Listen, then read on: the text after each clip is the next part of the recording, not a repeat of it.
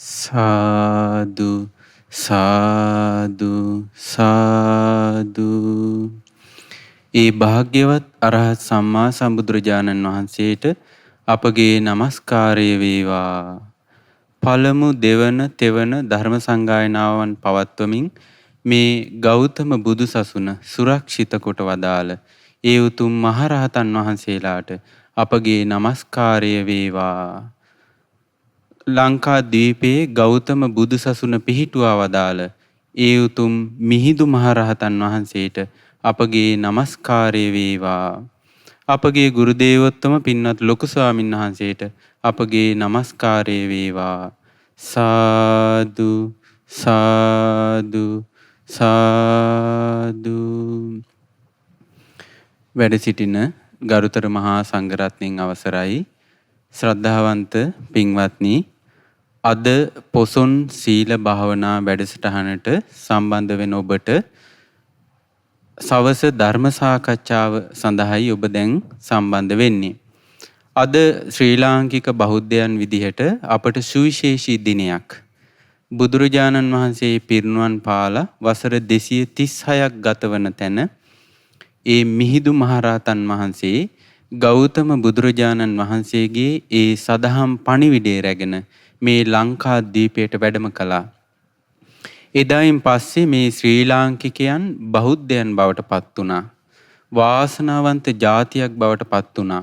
ගෞතම බුදුරජාණන් වහන්සේගේ ප්‍රඥාලෝකයෙන් ආලෝකමත් වෙච්ච මේ සුන්දර දිවයින හැම පැත්තෙම සශ්‍රීක වුණා. නුවණැති මිනිසුන් මේ ලක්බිමේ පහළ වුණා. දෙවිවරු මේ ලක්බිම ආරක්ෂා කළා. පින්වන්තේ හරියටම මිහිඳු මහරහතන් වහන්සේ වැඩම කරලා දැනට වසර 2328ක් වෙනවා. දීර්ඝ කාලයක්. උන්වහන්සේ එදා ගෞතම බුදුරජාණන් වහන්සේගේ බුද්ධ ශාසනය පිහිටවන්න අවශ්‍ය සියලු පවුරු පදනම් එදා දැමූ නිසා අදටත් ගෞතම බුදුරජාණන් වහන්සේගේ ශ්‍රී සද්ධර්මයේ ඒ පිරිසුදු නිර්මල ශ්‍රී සද්ධර්මයේ අපට ශේෂ වෙලා තියෙනවා. ඒ ධර්මයේ පමණක් නෙවෙයි, අද පිරිසුදු උපසම්පදා සිල් රකින්න මහා සංඝරත්නයේ ඉන්නවා.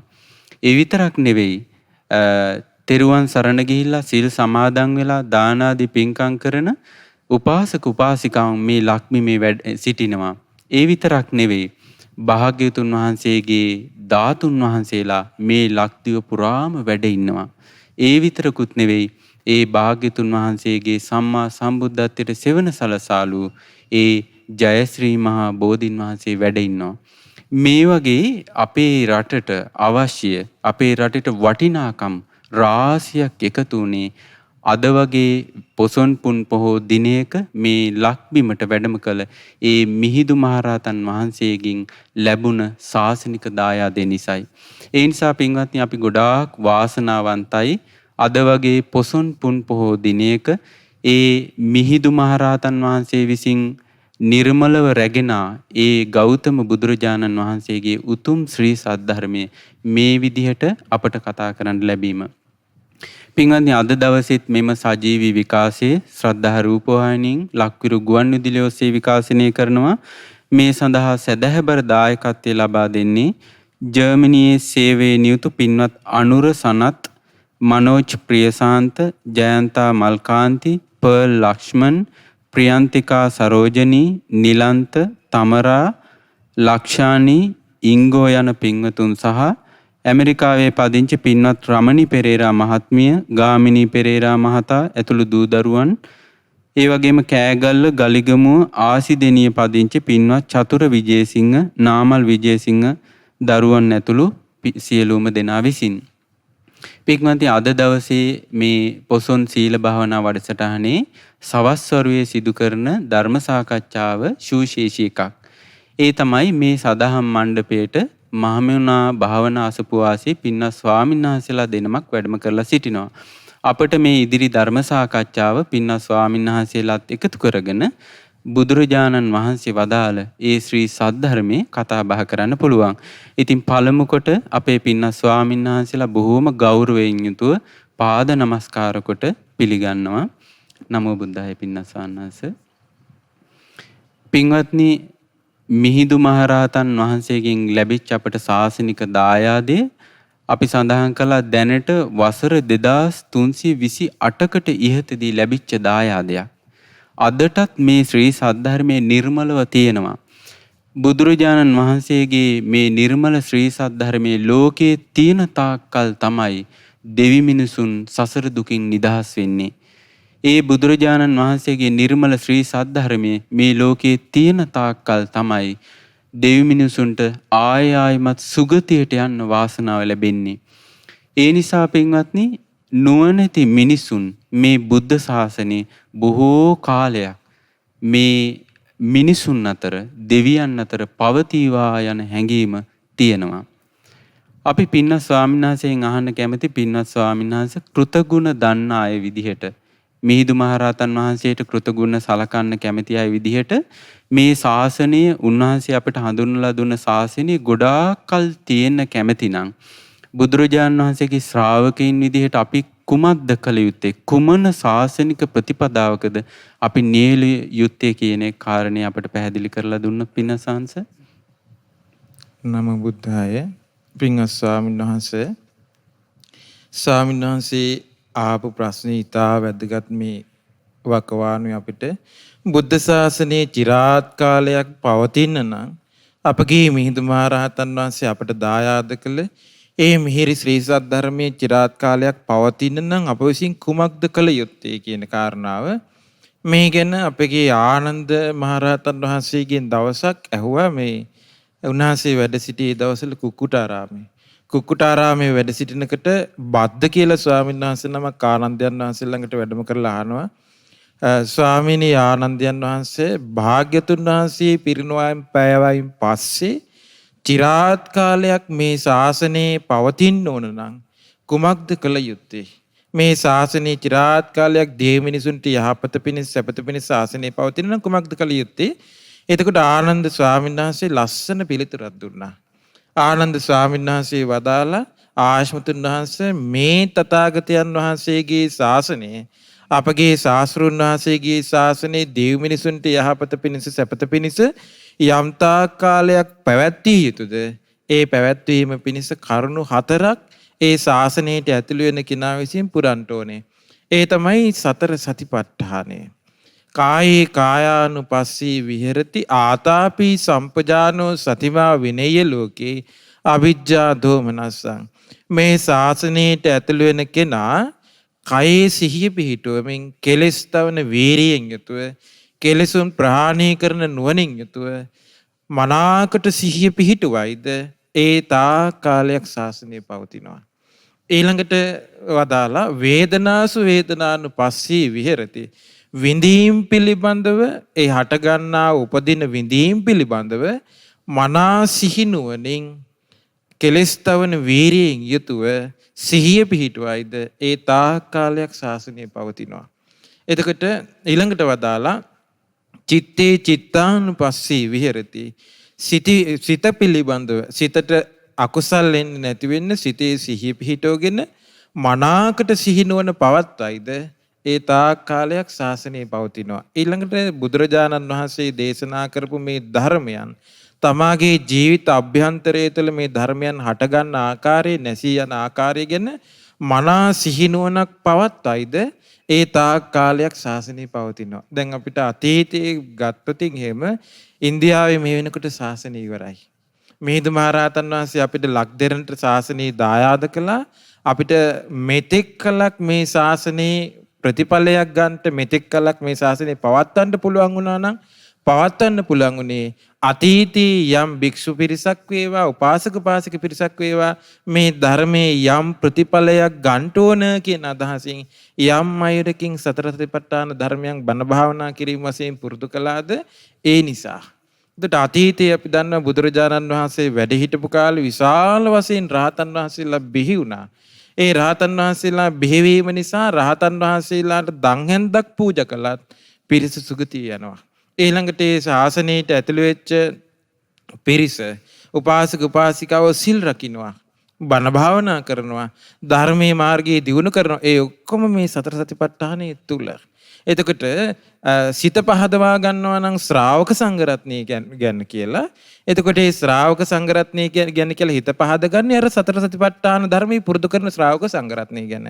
එතකොට අතීතයේ මේ සතර සතිපට්ඨාන ධර්මයන් පුරුදු කරන එක අතහැරියාද ඉන්දියාවේදී ඒ අතහැරීම නිසා ඉන්දියාවේ ශාසනය අතුරුදහන් වෙලා ගියා.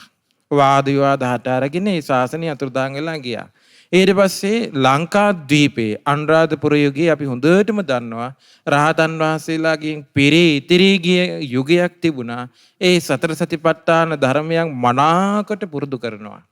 මනාකොට පුරුදු කළ යුගය ඊළඟට ඒ ශාසනය අතුරුදහන් වෙලා ගියේ. ටික ටික අපි අතරින් ගිලිහිලා ගියේ ඒ ශාසනය ක්‍රමානුකූලව මේ ධර්මානුධම්ම ප්‍රතිපදාව තුළ සතර සතිපට්ඨාන ධර්මයන් පුරුදු කරන එක ටික ටික අතහැරීම නිසා. මේක ගැන විස්තර අතීත විස්තර ගොඩාක් තියෙනවා, රාශියක් තියෙනවා.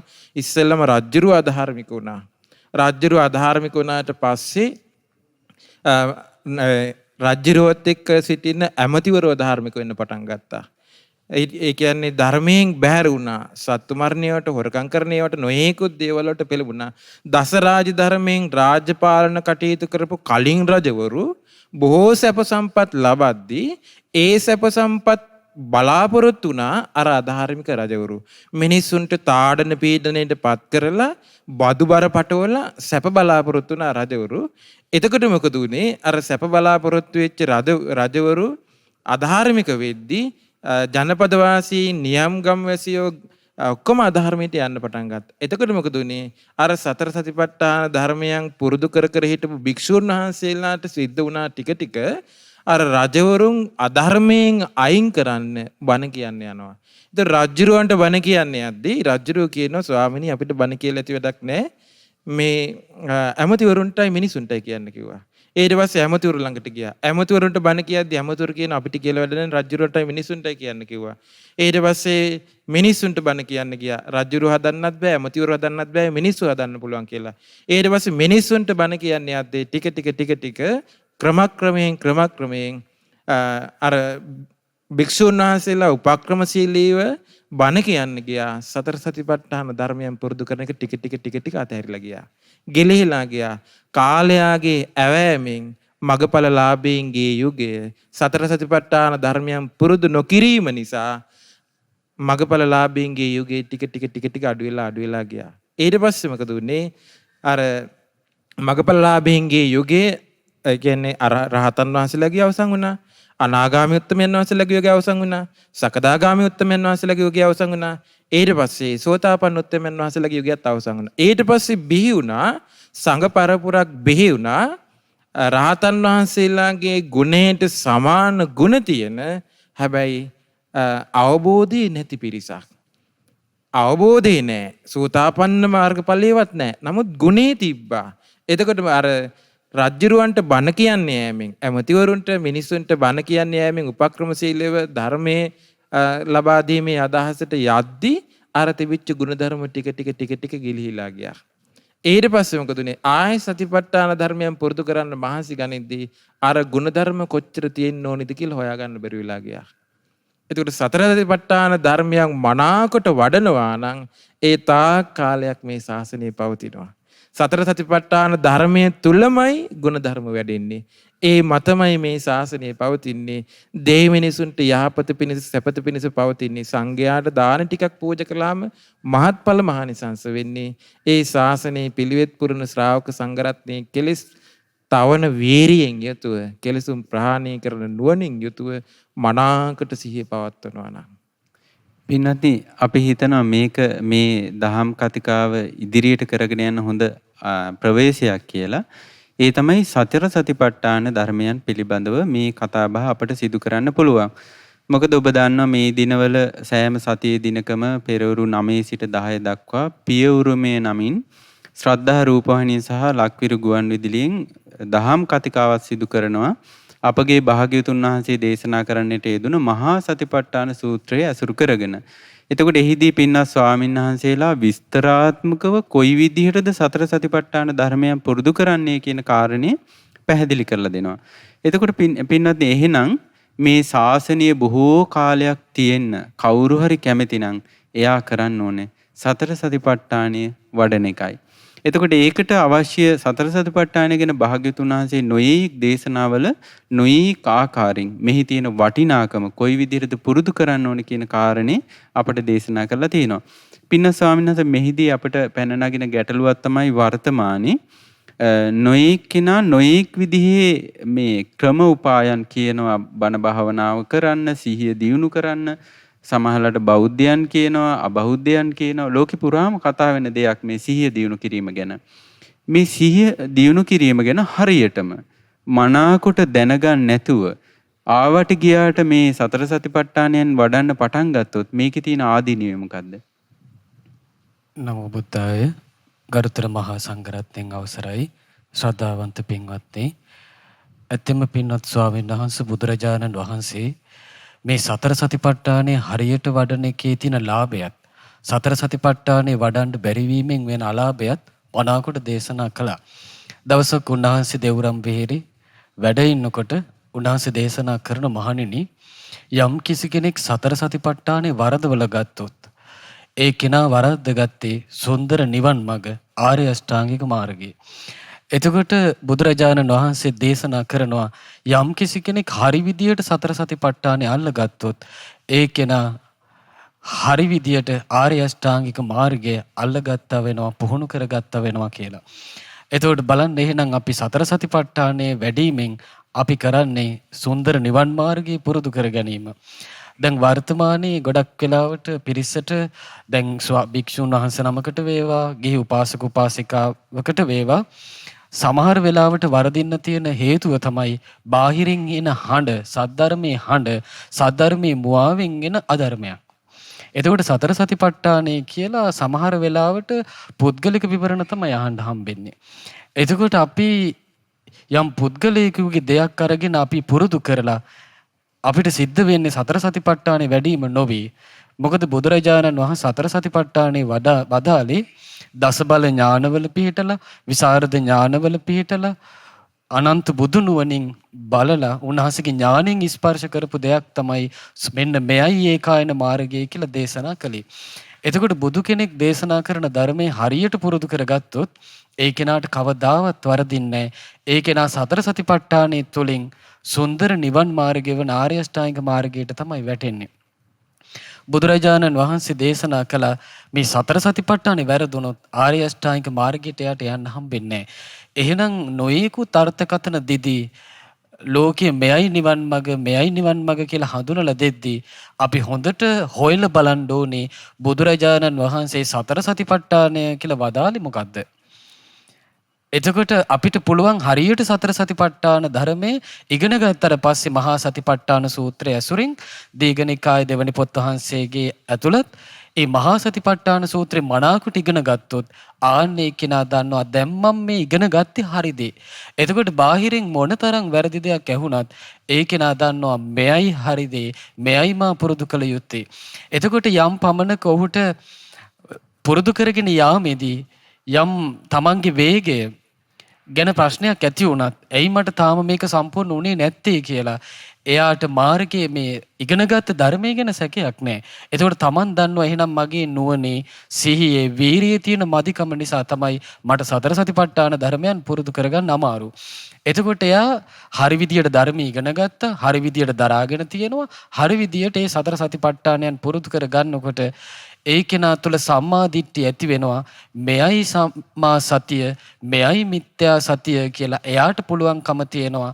සම්මා සතියත් මිත්‍යා සතියත් මනාකොට තේරුම් ගන්න ඒ කෙනාට පුළුවන් වෙනවා. එතකොට ඒක එයාගේ සම්මා දිට්ඨිය. අන්න ආර්ය අෂ්ටාංගික මාර්ගයට එනවා. දැන් එයාට හරියට සතර සතිපට්ඨානය අඳුර ගැනීමත් වැරදියට දේශනා කරපු අධර්මයේ අතහැරීමත් නිසා යම් නුවණක් උපන්නද දැන් එයාට ඒ නුවණ පාවිච්චි කරලා සතර සතිපට්ඨාන ධර්මයේ වඩන්න ඒ කෙනාට වීරිය කරන්න පුළුවන්. අර වැරදි විදියට අහලා වැරදි විදියට පුරුදු කරපු ඒ අකුසල මාර්ගය මේ නිවන් මාර්ගයේ නොවන දේවල් අතහරින්නත් එයාට වීරිය කරන්න පුළුවන්. බුදුරජාණන් වහන්සේ වදාළේ ඒකට සම්මා වායාමයේ කියලා. වැරදි මාර්ගය අතහරින්නත් හරි සතර සතිපට්ඨානයේ ධර්මයේ නම් වූ නිවන් මඟ පුරුදු කරගන්නත් ඔහුට වීරිය කරන්න පුළුවන්. එතකොට බලන්න සම්මා දිට්ඨියත් සම්මා වායාමයත් සම්මා සතියත් මුල් කරගෙන ඔහුට සතර සතිපට්ඨාන ධර්මයේ වඩන්න අවස්ථාව තියෙනවා. දැන් අපේ පින්වත් ස්වාමින් වහන්සේක විස්තර කළ වචන තුනකින් සම්මා දේශනා කළේ කොහොමද? ආතාපි කෙලස් තවන වීරියෙන් යුක්තව, ඊට පස්සේ සම්පජානෝ කෙලසුන් ප්‍රහාණය කිරීමේ නුවණින් යුක්තව, සතිමා මනා සිහියෙන් යුක්තව, විනේය ලෝකේ අභිජ්ජා දෝමනස්සං මේ දුක නම් වූ ලෝකයේ කෙරෙහි ඇලීමත් ගැටීමත් දුරු කරමින් මනාකොට කයෙහි කයානු බලමින් වාසය කරනවා. වේදනාවන්හි වේදනාවන්ට අනුව බලමින් වාසය කරනවා. සිතෙහි සිතට අනුව බලමින් වාසය කරනවා. ධර්මයන්හි ධර්මයන්ට අනුව බලමින් වාසය කරනවා. දැන් ඒ කෙනා හරියට සතර සතිපට්ඨාන මේ විදි වඩනවා. එතකොට ඇත්තටම වඩලා තියෙන්නේ ආර්ය අෂ්ටාංගික මාර්ගයයි. ඒ කෙනාට සතුටින් ප්‍රීතියෙන් ඊළඟට ආර්ය මාර්ගය දියුණු කරගන්න අවස්ථාව තියෙනවා. පින්වත්නි, අපි මේ වෙනකොට කතා බහ කළා මේ ශාසනීය ආයුෂ තීරණය කරන්නේ මේ ශාසනයේම සිටින භික්ෂු භික්ෂුණී උපාසක උපාසිකා කියන සිව්වණක් පිරිස සතර සතිපට්ඨාන ධර්මයන් පුරුදු කරනවද නැද්ද කියන කාරණේ මත. එතකොට මේ සිව්වණක් පිරිස සතර සතිපට්ඨාන යම් තාක් පුරුදු කරනවද ඒ තාක්කල් මේ බුදු සසුන සුරැකෙනවා. අපි ඒ කාරණේ කතා කළා. ඒ වගේම අපි ඉගෙන ගත්තා යම් කෙනෙක් මේ සතර සතිපට්ඨානයන් වැරදි විදිහට පුරුදු කරගත්තොත් එයාට අහිමි වෙලා යන්නේ මේ සුන්දර නිර්වාණ මාර්ගයයි.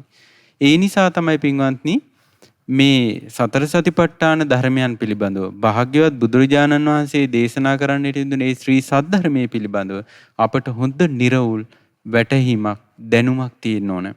අපට මෙහිලා පරමාදර්ශයේ සපයන්නේ මිහිඳු මහරහතන් වහන්සේමයි. උන්වහන්සේ මේ ලක්දිවට වැඩම කරනකොට පින්වත්නි උපසම්පදාවෙන් අවුරුදු 12ක් වස් 12ක් වෙලා තිබුණා.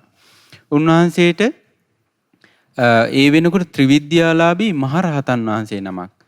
ඒ සමස්ත බුද්ධ වචනයම මුළු ත්‍රිපිටක ධර්මයේම උන්වහන්සේ දරාගෙන හිටියා.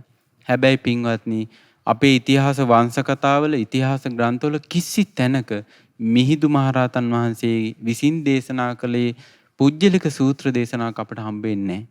පුජ්‍යලික දහම් කතාවක් හම්බෙන්නේ නැහැ. උන්වහන්සේ සම්පූර්ණයෙන්ම ශාස්ත්‍රුන් වහන්සේ නියෝජනය කරගෙන සැබෑම ශ්‍රාවකයෙක් විදිහට බුද්ධ වචනේ මිස්මතු කළා. එතකොට මේ බුද්ධ වචනේ මිස්මතු කරන තාක්කල් මේ ධර්ම විනය සුරැකෙනවා, ආරක්ෂා වෙනවා. ඒ නිසා පින්වත්නි අපි විශේෂයෙන් මේ බුදුරජාණන්සේගේ ධර්මයේ කතා කරද්දී ඒ බුද්ධ වචනයේටම මූලිකස්ථානය දීලා කතා කරන්නට ඕනේ. පින්න ස්වාමීන් වහන්සේ භාග්‍යතුන් වහන්සේ මේ සතර සතිපට්ඨානයන් ධර්මයන් ගැන නොයෙක් ආකාරයෙන් දේශනා කරලා තියෙනවා කියලා අපි කතා බහ කළා.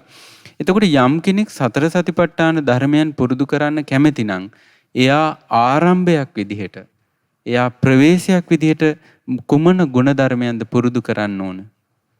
ඔව් පින්වත් ස්වාමීන් වහන්සේ මේකටත් ලස්සනම දැන් දේශනාවක් තියෙනවා. අපි බුදුරජාණන් වහන්සේගේම දේශනාවලින් මේ දහම් කරුණු ඉස්මතු කරන්න ඕනේ. ඒතර බුදුරජාණන් වහන්සේ සතිපට්ඨාන සංයුත්තේ සංයුත්ත නිකායේ පස්වෙනි පොත් වහන්සේගේ සතිපට්ඨාන සංයුත්තේ භික්ඛු සූත්‍රය කියන සූත්‍ර දේශනාවේ මේක ලස්සනට විස්තර කරනවා. බුදුරජාණන් වහන්සේ ළඟට දවසක් භික්ෂුවක් වැඩම කළා. වැඩම කළා භාග්‍යතුන් වහන්සේට වන්දනා කළා. කියා හිටියා ස්වාමිනී භාග්‍යතුන් වහන්සේ අනේ භාග්‍යතුන් වහන්සේ මට කෙටියෙන් දහම් කරුණක් දේශනා කරන්න මේ ජීවිතයට පිළිසරණක් ගන්නට මම කුමක්ද කළ යුත්තේ කියලා. එතකොට බුදුරජාණන් වහන්සේ ලස්සනට පහදලා දෙනවා. භික්ෂුව ඔබ සතර සතිපට්ඨානේ වඩන්න ඕන මෙන්න මේ කරුණු දෙකත් එක්ක. ඉස්සෙල්ලා මේක හදාගන්න කියනවා. සීලේ පිහිටන්න කියනවා. දෘෂ්ටිය ඍජු කරගන්න කියනවා. සීලය හොඳට පුරුදු කරලා සීලය ඇසුරු කරමින් දෘෂ්ටිය ඍජු කරගෙන ඔබ කායේ කායානුපස්සී විහෙරති. ඔබ කයේ සිහිය පිහිටවන්න. ආතාපි සම්පජානෝ සතිමා විනේය ලෝකේ අභිජ්ජා දෝමනසං කෙලස් තවන වීරියෙන් යුතුව කෙලසුම් ප්‍රහාණය කරන නුවණින් යුතුව මනාකොට සිහිය පිහිටවන්න. සීලය පිහිටලා දැන් අපි දන්නවා අපි දන්නවා ස්වාමීන් වහන්සේ අපිට ආර්ය අෂ්ටාංගික මාර්ගයේ තමයි ඒකායන නිවන් මඟ. ඒ වගේම බුදුරජාණන් වහන්සේ දේශනා කළා මේ සතර සතිපට්ඨානයත් ඒකායන නිවන් මඟ කියලා. ආර්ය අෂ්ටාංගික මාර්ගය අනුගමනය කරද්දී සතර සතිපට්ඨානිය වැඩිලා යනවා. සතර සතිපට්ඨානයේ මනාකොට වැඩිලා යද්දී ආර්ය අෂ්ටාංගික මාර්ගය වැඩිලා යනවා. ඒත් ආර්ය අෂ්ටාංගික මාර්ගයේ තුල බුදුරජාණන් වහන්සේ සතර සතිපට්ඨානේ පෙන්නලා තියෙනවා සම්මා සති කියන කොටසේ. එතකොට සම්මා සතිය වැඩෙන්නේ ඒක සම්මා සතියක් බවට පත් වෙන්නේ සම්මා දිට්ඨියෙන් අනුග්‍රහ ලැබුණාට පස්සේ. එතකොට සම්මා දිට්ඨිය කියලා කියන්නේ චතුරාර්ය සත්‍ය ධර්මයේ පිළිබඳ ඔහුට තියෙන අවබෝධ ඥානෙ දර්ශනය. ඒ දර්ශනය ඍජු කරගන්න කියනවා. මේ සිහිය පිහිටුවන්නේ ආර්ය සත්‍ය ධර්මය අවබෝධ කර ගැනීම පිණිසමයි. දුක්ඛාර්ය සත්‍ය අවබෝධ කිරීම පිණිසමයි. දුක්ඛ සමුදය ආර්ය සත්‍ය තෘෂ්ණාව ක්ෂය කිරීම පිණිසමයි. ප්‍රහාණය කිරීම පිණිසමයි. නිවන සාක්ෂාත් කිරීම පිණිසමයි. ඊළඟට ආර්ය අෂ්ටාංගික මාර්ගයේ මනාකොට අවබෝධ කිරීම පිණිසමයි. මේ දෘෂ්ටිය ඍජු වෙන්න ඕනේ. සීලේ පතිට්ඨාය නරෝ සපඤ්ඤෝ චිත්තම් පඤ්ඤංච භාවේ ආතාපි නිපකෝ බික්ඛු සෝයිමං විජිතේ ජටං. සීලේ පිහිටලා ඉන්න නුවණැති භික්ෂුව සිතත් ප්‍රඥාවත් වඩයි. ඔහු තමයි මේ ගැටේ ලියන්නේ කියලා බුදුරජාණන් වහන්සේ වදාලා. එතකොට මේ අපි දන්නවා සීල සමාධි ප්‍රඥා වශයෙන් තමයි ආර්ය අෂ්ටාංගික මාර්ගය වඩන්න තියෙන්නේ. එතකොට ඉස්සෙල්ලම සිල්වත් වෙන්න ඕනේ. සිල්වත් භික්ෂුව තමයි සිල්වත් වෙලා සීලේ පිහිටලා ඉන්න භික්ෂුව තමයි ඒ සීලය ඇසුරු කරගනිමින් සීලේ පිහිටලා කයේ සිහිය පිහිටවන්නේ. දැන් සමාධිය දැන් සිහිය බලවත් වීම සමාධියයි. සමාධිය බලවත් වුණාට පස්සේ සමාහිතෝ භික්කවේ යතහ භූතං පජානාති. සමාධිය වැඩුණාට පස්සේ ඔහුට මේ ලෝකේ යථාර්ථය දකින්න පුළුවන්. එතකොට සතර සතිපට්ඨානයේ තුල මනාකොට සිහිය පිහිටුවද්දී ඔහු සමාධිය කරා යනවා. ඒ සමාධියට ප්‍රබලව අනුබල දෙන්නේ සීලයයි. එතකොට බුදුරජාණන් වහන්සේ වදාලා සිල්වත් භික්ෂුවට සීලවන්ත කෙනාට සිතේ විපිලිසර බවක් ඇති වෙනවා කියලා එකක් නැහැ කියනවා. ඒ අමුතුවෙන් චේතනාවක් ඇති කර ගන්න ඕනේ. අනේ මගේ හිත විපිලිසර වෙන්නේ නැත්තම් පසුතැවෙන්නේ නැත්තම් හොඳයි, හිත විසිරෙන්නේ නැත්තම් හොඳයි කියලා. විපිලිසර බව නැති භික්ෂුවට, හිතේ පසුතැවීම නැති භික්ෂුවට මට ප්‍රීතිය උපදිනවා නම් හොඳයි කියලා අමුතුවෙන් චේතනාවක් ඇති කර ගන්න ඕනේ කියනවා. ප්‍රීතිය තියෙන භික්ෂුවට මට මේ කායික මානසික සැහැල්ලුවක් ඇති වෙනවා නම් හොඳයි කියලා අමුතුවෙන් චේතනාවක් ඇති කර ගන්න ඕනේ නැහැ කියනවා. කායික මානසික සැහැල්ලුව තියෙන භික්ෂුවට මට සැපසීන තියෙනවා නම් හොඳයි කියලා අමුතුවෙන් චේතනාවක් ඇති කර ගන්න ඕනේ නැහැ කියනවා. සැපසීන භික්ෂුවට මට සමාධිය උපදිනවා නම් හොඳයි කියලා අමුතුවෙන් චේතනාවක් ඇති කර ගන්න ඕනේ නැහැ කියන සමාහිත භික්ෂුවට අනේ මට මේ යථාර්ථය දැනගන්න තියෙනවා නම් හොඳයි කියලා අදහසක් ඇති කර ගන්න ඕනේ නැහැ කියනවා. එතකොට සීලවන්ත කෙනා තමයි අර සතර සතිපට්ඨාන ධර්මයන් තුළ සිහිය පිහිටවන්නේ. කයේ සිහිය පිහිටවන්නේ. වේදනාවන් වල සිහිය පිහිටවන්නේ. කෙලෙස් තවන වීරියෙන් යුතුව, කෙලෙසුම් ප්‍රහාණය කරන නුවණින් යුතුව මනාකට සිහිය පිහිටවන්නේ. චිත්තානුපස්සනාව තුළ ධම්මානුපස්සනාව තුළ සිහිය පිහිටවන්නේ අර සීලවන්ත දෘෂ්ටිය ඍජු කරගත්ත භික්ෂුවයි. ඒ භික්ෂුවට මේ සසර ගමන අවසන් කරන්න පුළුවන්. පින්වත්නි මොනතරම් වාසනාවක්ද අද වෙන විට බටහිර ලෝකයේ මිනිසුන් පවා අඳුනගෙන තියෙනවා මේ සිහිය තිබීම එදිනෙදා කටයුතු වලටත් මානසික සුවසහනයටත් ඉතාම ප්‍රයෝජනවත් කියලා. ඒගොල්ලෝ ඒකට වචනයක් යොදා ගන්නවා මයින්ඩ්ෆුල්නස් කියලා. ගොඩාක් ග්‍රන්ථ නොයෙක් මනෝවිද්‍යාඥයන් නොයෙක් උගතුන් විසින් ග්‍රන්ථ දහස් ගාණක් එලි දක්වලා තියෙන මේ සිහිය ගැන ඒගොල්ලොන්ට ගෝචර වෙන විදිහට ඒගොල්ලොන්ගේ පුජ්‍යලික මතවාද ඇතුළත් කරලා. හැබැයි ඒගොල්ලොන්ට කවදාවත් මේ සම්මා සම්බුදුරජාණන් වහන්සේ නමක් විසින් මේ විදිහට පරිපූර්ණ කොට දේශනා කරන්නට යෙදුන සතර සතිපට්ඨාන ධර්මයන් ගැන මේ සතර සතිපට්ඨාන ධර්මයන් පුරුදු කිරීමට මූලිකව අවශ්‍ය වෙන අපේ පින්වත් ස්වාමීන් වහන්සේ පැහැදිලි කළා වූ ඒ ගුණධර්ම වගේ දේවල් ඒගොල්ලොන්ගේ විශේෂපතයට ගෝචර වෙන්නේ. ඒ නිසා බලන්න පින්වත්නි අපි උපතින්ම බෞද්ධයන් වුණ නිසා බුදුරජාණන්සේගේ ධර්මයේ කතා බහ කරන පරිසරයක ජීවත් වෙන නිසා මොනතරම් වාසනාවක්ද මේ දුර්ලභ දහම් කරුණු අපිට ඉගෙන ගන්න ලැබිලා තියෙනවා. පින්න ස්වාමීන් වහන්සේ මේ සතර සතිපට්ඨානය ගැන කතා කරද්දී අපිට වචන දෙකක් හම්බ වෙනවා. ඒ තමයි සතිපට්ඨානියත් සතිපට්ඨානෙ වඩනවා කියන එකත්. මේ දෙකම එකක්ද නැත්නම් දෙකක්ද අර්ථ වශයෙන්? ඔව් පින්නත් ස්වාමීන් වහන්සේ ඇත්තටම හොඳ ප්‍රශ්නයක්. අපි ඒකටත් බුදුරජාණන් වහන්සේගේ ධර්මයෙන්ම අපි පිළිතුරු හොයමු. බුදුරජාණන් වහන්සේ දවසක් වදාලා මහණෙනි සතිපට්ඨානේ වැඩිමත් ඔබට දේශනා කරනවා. ඒ මනාකොට අහන්න මේ නුවණින් මෙනෙහි කරන්න කියලා. එතකොට පින්නත් මේ දේශනා කරන කරුණු දෙකම සතිපට්ඨානේ වැඩිමත් කියන කාරණා දෙකම මහා සතිපට්ඨාන සූත්‍රයේ ඇතුළත්. බුදුරජාණන් වහන්සේ එකම සූත්‍රයේදී වදාළ කරුණු මෙතනදී කාරණා දෙකක් හැටියට බෙදලා දක්වනවා. ඒක තමයි බුදුරජාණන් වහන්සේගේ අවබෝධය. උන්වහන්සේ ධර්ම ස්වාමී, උන්වහන්සේ ඥාණයෙන් එකම ධර්මයේ දෙවිදියකටත් පණවන්න දක්සයි. බුදුරජාණන් වහන්සේ වදාළ මහණෙනි සතිපට්ඨානය කියන්නේ මොකක්ද? බුදුරජාණන් වහන්සේ වදාලා භික්ෂුවක් කයේ කයානුව බලමින් වාසය කරනවා. වේදනාවන්හි වේදනාවන්ට අනුව බලමින් වාසය කරනවා. සිතේ ස්වභාවයන්ට අනුව දකිමින් බලමින් වාසය කරනවා. ධර්මයන්හි ධර්මයන්ට අනුව බලමින් වාසය කරනවා. මහණෙනි ඔයයි සතිපට්ඨානෙ. එතකොට කෙනෙක් සතිපට්ඨානේ භාවනාවේ මූලික ටික පුරුදු කරනවාද? දැන් හිතමු කෙනෙක් කායානුපස්සනාවේ ආනාපාන සති භාවනාව කරනවා. ඉරියාපත භාවනාව පුරුදු කරනවා. ඊළඟට සති සම්පජඤ්ඤ කොටස පුරුදු කරනවා. ඊළඟට අසුභ කර්මස්ථානේ පුරුදු කරනවා. ධාතු මනසිකාර භාවනාව පුරුදු කරනවා. සීවතික භාවනාවක් පුරුදු කරනවා. මේ විදියට පුරුදු කරද්දී ඒ කෙනා වඩන්නේ සතිපට්ඨානෙ. ඊළඟට සැප විඳීම්, දුක් විඳීම්, දුක් සැප රහිත විඳීම් වශයෙන් බලමින් විඳීම් හොඳට තේරුම් ගනිමින් වාසය කරනවා. ඊළඟට සාමිස, නිරාමිස, සැප දුක් උපේක්ෂා විඳීම් හොඳට දැනගනිමින් වාසය කරනවා. විඳීම් සම්බන්ධයෙන් හොඳට සිහිය පිහිටවනවා. ඒ සතිපට්ඨානයයි. ඊළඟට සිතේ ස්වභාවයන් නොයෙකුත් සංඥාවන්ට හිත මාරු වෙද්දි කාම සංඥාවන්ට, පටිඝ සංඥාවන්ට ඔය විදියට මාරු වෙවි හිත වැඩ කරද්දී එය මනාකොට බලාගෙන සිතට අනුව සිත කොහොමද මේ ක්‍රියාත්මක වෙන්නේ කියලා බලමින් වාසය කිරීම චිත්තානුපස්සනාවය සතිපට්ඨානෙ. ඊළඟට පංච උපාදානස්කන්ධ ආයතන, ඊළඟට නීවරණ ධර්මයන්, ඊළඟට බොජ්ජංග ධර්මයන්, ආර්ය සත්‍ය ධර්මයන් මේවා කොයි විදිහටද ජීවිතය තුළ ඇති වෙන්නේ කියලා බලමින් වාසය කිරීම සතිපට්ඨානයයි.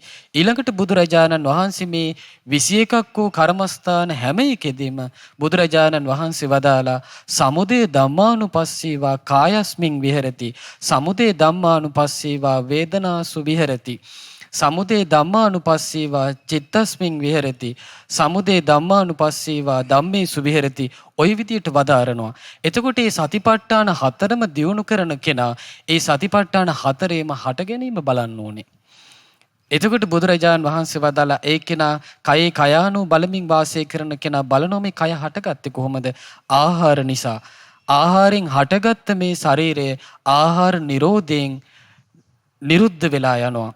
එතකොට ඒ කෙනාට සතර සතිපට්ඨානේ වඩන කෙනාට කායානුපස්සනාව තුළ එයාට පේනවා හට ගැනීමෙන් යුක්ත, වෙනසීමෙන් යුක්ත කායික ස්වභාවයක් තියෙනවා. ඊළඟට ඒ කෙනා වේදනානුපස්සනාව වඩනකොට බලනවා මේ වේදනාව ස්පර්ශයෙන් ඇති වෙලා ස්පර්ශය නිරුද්ධ වෙලා යාමෙන් නිරුද්ධ වෙන එකක්, නැති වෙලා යන එකක්. එතකොට මෙයත් අනිත්‍ය ධර්මයට අයිති එකක්. ඊළඟට චිත්තානුපස්සනාවේ සිහිය පිහිටවන කෙනා බලනවා මේ චිත්ත ස්වභාවය නාම රූපයන්ගෙන් ඇති වෙලා නාම රූප නැතිවීමෙන් නැති වෙලා යන එකක්, අනිත්‍ය ධර්මයට අයිති එකක්.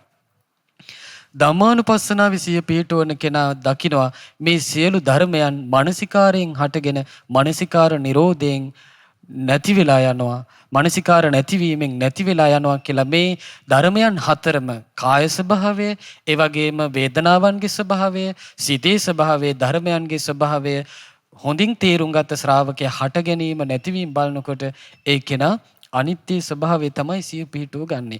එතකොට සිහිය බලවත් කරගන්නවා. සිහිය බලවත් කරගෙන සමාධිමත් හිතින් යම් මොහොතක සතර සතිපට්ඨාන ධර්මයන්ගේ හට ගැනීම බලනවද නැතිවීම බලනවද බුදුරජාණන් වහන්සේ වදාළේ සතිපට්ඨානය වඩනවා කියන්නේ ඕකටයි. එතකොට සතිපට්ඨානය කියන්නේ සතිපට්ඨාන භාවනාවේ මුල් කොටස. ඊළඟට සමුදය වය කියා භාග්‍යතුන් වහන්සේ යමක් වදාළද ඒක තමයි සතිපට්ඨානේ වඩනවා කියන කොටස. පින්වත්නි, ලෝකේ බොහෝ දෙනා තමන්ට පිළිසරණ හදාගන්නවා වෙනුවට බොහෝ විට බලන්නේ බාහිර පිහිටක්, බාහිර පිළිසරණක්. ලෝකේ නොයෙක් ඉගැන්වීම් තියෙනවා, නොයෙක් ආගම් තියෙනවා. ඒ ආගම් වල සාස්තුන් වහන්සේලා කියනවා මගේ ළඟට එන්න මම ආරක්ෂා කරලා දෙන්නම් කියනවා. මම සියලු රැකවරණේ සලසලා දෙන්නම් කියනවා. හැබැයි බුදුරජාණන් වහන්සේ කොයිම වෙලාවකවත් එහෙම දේශනා කරලා නැහැ. බුදුරජාණන්සේගේ ධර්මයේ ඒකයි සුවිශේෂී වෙන්නේ. ඒ වගේම තමයි සාමාන්‍ය මිනිස්සු ඒ නිසා බාහිර පිහිටක් පතාගෙන Tamanට කරදරයක් විපතක් වුණොත් එහෙම පිහිටක් ගන්න ඕන කියලා හිතලා සමහරට ජීවිත රක්ෂණයක් ගන්නවා. සමහරට පින්නසවන සාමාන්‍ය ගම්වල මරණාධාර සමිතියකට බැඳෙනවා. හදිසියෙන් මරණයක් වුණොත් කවුරුත් නැති වෙයි මට සලකන්න කියලා. එහෙම නැත්නම් මට දරුවෝ මං ගැන බලයි. එහෙම නැත්නම් මට හොඳ මට මුදලක් ඉතුරු කරගෙන තියෙන මේක මට ආරක්ෂාව පිණිස පවතී. මේ වගේ ගොඩාක් දුරට බාහිර පිළිසරණක් පතාගෙන ඉන්න මිනිසුන් තමයි සාමාන්‍ය ලෝකේ ඉන්නේ. එවැනි මිනිසුන් අතර බුදුරජාණන් වහන්සේ සුවිශේෂී ධර්මයක් දේශනා කරනවා. අපිට බුද්ධ දේශනා පුරාවට හම්බෙන වචනයක් තමයි පින්නත් ස්වාමීන් වහන්සේ මේ අත්ත දීපා විහෙරත භික්කවේ අත්ත සරණා. පින්නත් මහණෙනි, තමාට තමා පිළිසරණ ඇතිව ඉන්න අනන්‍ය සරණ. බාහිර පිළිසරණක් පතන්න එපා. ඊළඟට බුදුරජාණන්සේ වදාරනවා ධම්ම දීපා භික්කවේ ධම්ම සරණා අනන්‍ය සරණා. ධර්මයේ Tamanට පිහිට කරගෙන පිළිසරණ කරගෙන වාසය කරන්න බාහිර පිළිසරණක් පතන්න එපා කියනවා. විශේෂයෙන් පින්න ස්වාමීන් වහන්සේ අපිට භාග්‍යතුන් වහන්සේ පිරිනිවන් පාන්නට යන ගමනේ මහා පරිනිබ්බාන සූත්‍රයේ මුණ ගැහෙනවා. ඒ මහා කාරුණික බුදුරජාණන් වහන්සේ ශ්‍රාවකයන්ට නැවත නැවත අවධාරණය කරනවා. තමාට තමා පිහිට ඇතුව වාසය කරගෙන ඉන්න බාහිර පිළිසරණක් පතන්න එපා කියලා. මේ ධර්මයේ සඳහන් වෙන මේ සුවිශේෂී දහම් ප්‍රකාශය බුදුරජාණන්සේගේ මේ බුද්ධ වචනේ අර්ථ දක්වනවා නම් අර්ථ දක්වන්න ඕන කොයි විදිහටද පින්වත්නි? පින්නසවන්නස්. ඔව් පින්වත් ස්වාමීන් වහන්සේ හරි ලස්සන කාරණාවක්. ඒ ස්වාමීන් වහන්සේ මතක් කරපු කාරණාවෙම මම අරගෙන ඒක මේ පෙන්නලා දෙන්නම් බුදුරජාණන් වහන්සේ කොහොමද වදාළේ කියලා. භාග්‍යතුන් වහන්සේ එදා බේරුව ගමේ විශාලා මහනුවර බේලුව ගමේ පිරිනුවන් පාන්න වඩින ගමනේදී භාග්‍යතුන් වහන්සේට පිරිනුවන් පාන්නට කියලා ආරාධනා කළා මාරයා. ඊට පස්සේ භාග්‍යතුන් වහන්සේ ආයු සංස්කාර අත්හැරියා. අත්හැරියට පස්සේ බුදුරජාණන් වහන්සේ බොහෝ සෙයින් ගිලන් වෙන්න පටන් ගත්තා.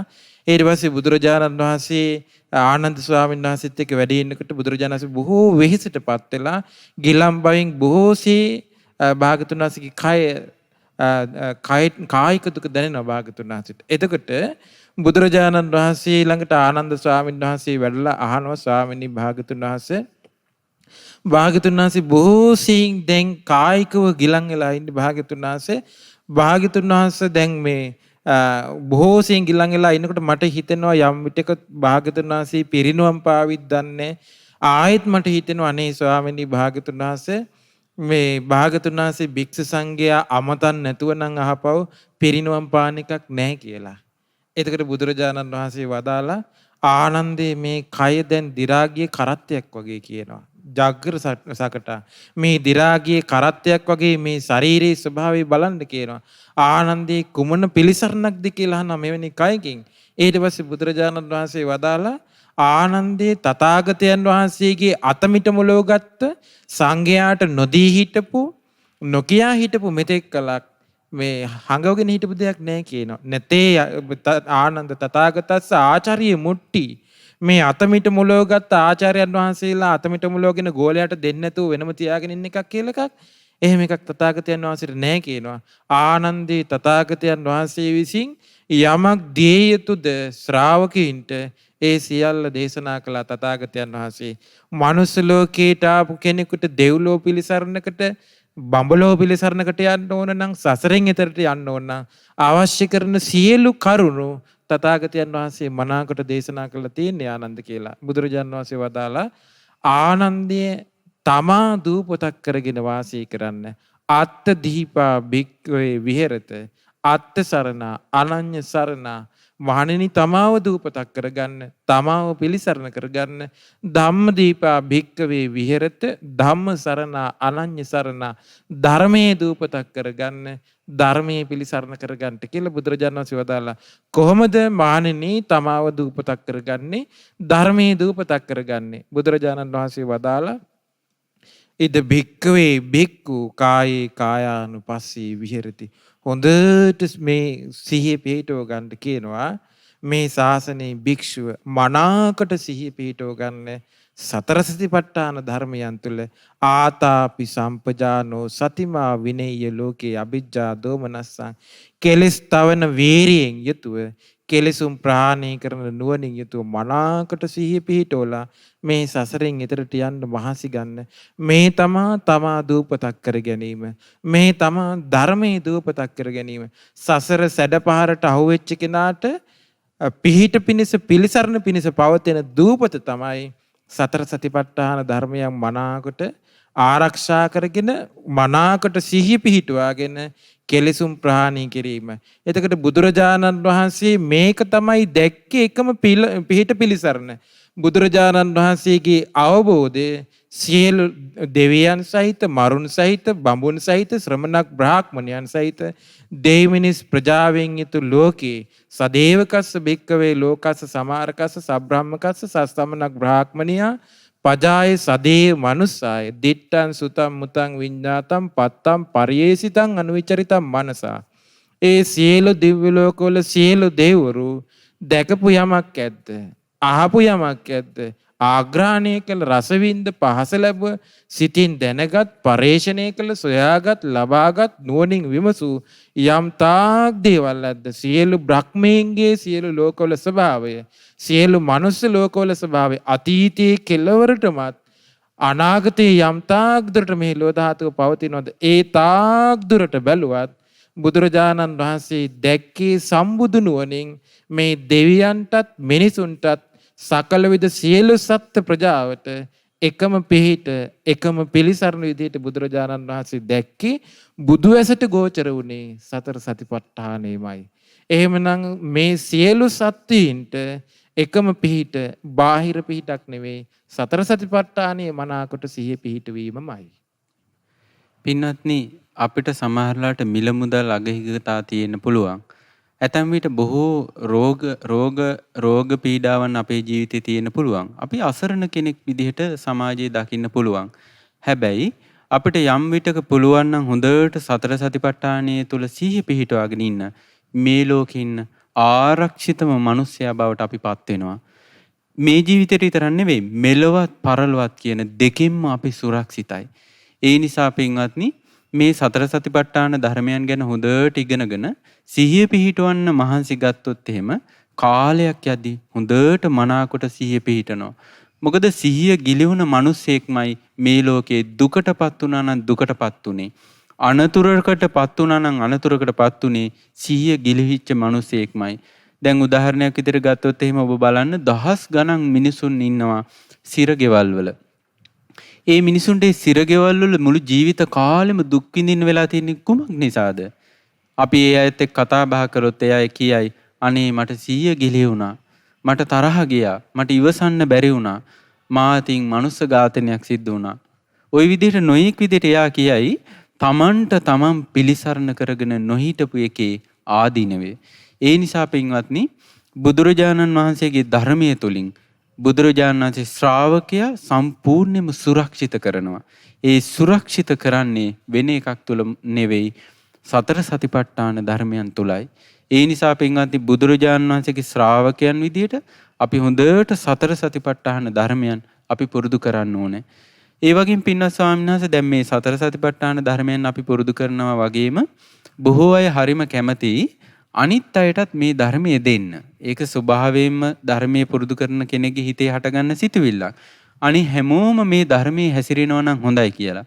එතකොට සමහර අයට කොච්චර ඒකට උනන්දු වෙනවා කියන්නේ තමන් ධර්මයේ හැසිරෙන එකත් පසෙකලා බොහෝ වෙහෙස මහන්සි වෙනවා අනිත් අයට. දැන් අපිට උන සමහරලාට ඇවිල්ලා කියනවා අනේ ස්වාමීන් වහන්සේ මගේ අම්මා තාත්තා ධර්මයේ හැසිරෙන්න එච්චර උනන්දුවක් නැහැ.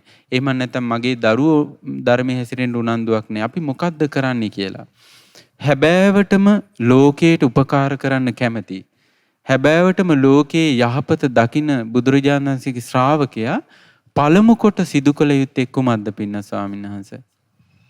ඔව් ස්වාමීන් වහන්සේ භාග්‍යතුන් වහන්සේ වදාළ ලස්සන දේශනාවක් තියෙනවා සංයුත්ත නිකායේ 5 සේදක සූත්‍රය කියලා.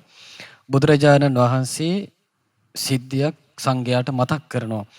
මහණෙනි මේ සේදක කියලා ගමක මේ වගේ සිද්ධියක් වුණා.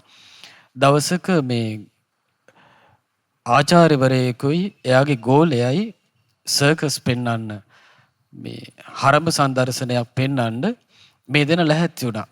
ඉතින් ඒ ගුරුවරයා මේ ඒකට කියන්නේ සැඩොල් කණුව කියලා මේ උණ ගහක් හිටවලා ඒ තමන්ගේ ගෝලයා තමයි එයාගේ නම තමයි මේද කතාලික. ඉතින් මේද කතාලිකට කතා කරලා කියනවා පින්වත් පුතේ ඔයා දැන් මේ සැඩොල් කණුවට නගින්න ඕනේ. නැගලා කරණමක් ගහලා මගේ උරහිස මත හිට ගන්න ඕනේ.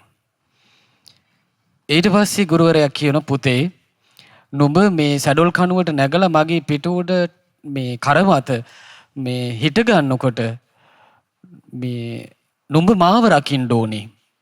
මම නුඹව රකින්නම්. අපි දෙන්න නුඹ මාව රැකගත්තොත් මම නුඹව රැකගත්තොත් අපි දෙන්නටම සුවසේ මේ සංදර්ශනය කරන්නත් පුළුවන්. ඒ වගේම අපි දෙන්නට හොඳට ලාභ ගන්නත් පුළුවන්. අපි දෙන්නාගේම ජීවිතය අපිට ආරක්ෂා කරගන්නත් පුළුවන්. අපිට සුවසේ වාසය කරන්න පුළුවන් කියලා මේ ගුරුවරයා තමන්ගේ ගෝලයට කියනවා. ඒ වෙලාවේ මේ මේද කතාලික කියන ගෝලයා හරි බුද්ධිමත්. එයා ගුරුවරයාට කියනවා ගුරුතුමනි ආචාර්යතුමනි ඔය විදියට නෙමෙයි හිතන්න ඕනේ. මේ විදියට හිතන්න ඕනේ. මම මාව රැක ගන්නම්. ඔබතුමා ඔබතුමාව රැක ගන්න. එතකොට මම ඔබතුමාව රැකගත්තොත් මම මාව රැකගත්තොත් ඔබතුමා ඔබතුමාව රැකගත්තොත් අපි දෙන්නගේම ජීවිතේ අපි විසින් රැකගත්ත වෙනවා. මම මගේ ජීවිතේ රැකීම නිසා මම ඔබතුමාගේ ජීවිතය රැක්ක වෙනවා. ඔබතුමා ඔබතුමාගේ ජීවිතය රැකගත්තොත් ඔබතුමා මගේ ජීවිතයත් රැකගත්ත වෙනවා. අපිට හොඳට මේ සංදර්ශනය කරන්නත් පුළුවන්. අපිට ලාභ ගන්නත් පුළුවන්. අපිට සුවසේ වාසය කරන්න පුළුවන් කියලා මේද කතාලික කියා හිටියා. ඒතර බුදුරජාණන් වහන්සේ වදාරනවා පින්වත් මහණෙනි ඔය මේද කතාලික තමයි හරිම පරියාය කිව්වේ. එතකොට බුදුරජාණන් වහන්සේ දේශනා කරනවා ගෝලයා කියපු කතාව තමයි මෙතන හරි. ගෝලයා කියපු කතාව තමයි හරි. බුදුරජාණන් වහන්සේ වදාරනවා පින්වත් ස්වාමීන් වහන්සේ මේ තමන්ව රැකගන්න කැමති කෙනා සතර සතිපට්ඨානෙමයි වඩන්න ඕනි කියනවා. ඊළඟට අනිත් අයව රකින්න කැමති කෙනා සතර සතිපට්ඨානෙමයි වඩන්න ඕනි කියනවා. දැන් සමහර අය අනිත් අයව රකින්න යන්නේ වෙන ක්‍රමයකින් සමහර විට නීති දාලා දඬුවම් කරලා. එතකොට අපිට මේකේ පැහැදිලි ඉස්සෙල්ලම අපි ආරක්ෂාව හදාගන්න ඕනේ Tamanටයි. එතකොට Taman සතර සතිපට්ඨානේ මනාවකට කාලයක් දියුණු වුණාට පස්සේ Tamanටම Tamanගේ ස්වභාවය තේරෙනවා. එතකොට අනිත් අයව සතර සතිපට්ඨානයට ගන්න යම් වෑයමක් ගන්න පුළුවන්. නැත්තම් සමහර අයට වෙන එකක් තමයි අනිත් අයව ධර්මයට ගන්න කියලා තමන්ගේ නැති කෙලෙස් උපද්ද ගන්නවා. නූපන් අකුසල් හදා ගන්නවා. සමහර ලාවට තියෙන ඇයි හොඳයි නැති වෙලා යනවා. ඊට පස්සේ gedara සමගින් වාසය කරන්නත් බෑ. දැන් සමහර අය සසරේ පින නැත්තම් අපි කොච්චර උත්සාහ කරත් සමහරලාට ධර්මයට ගන්න අමාරුයි.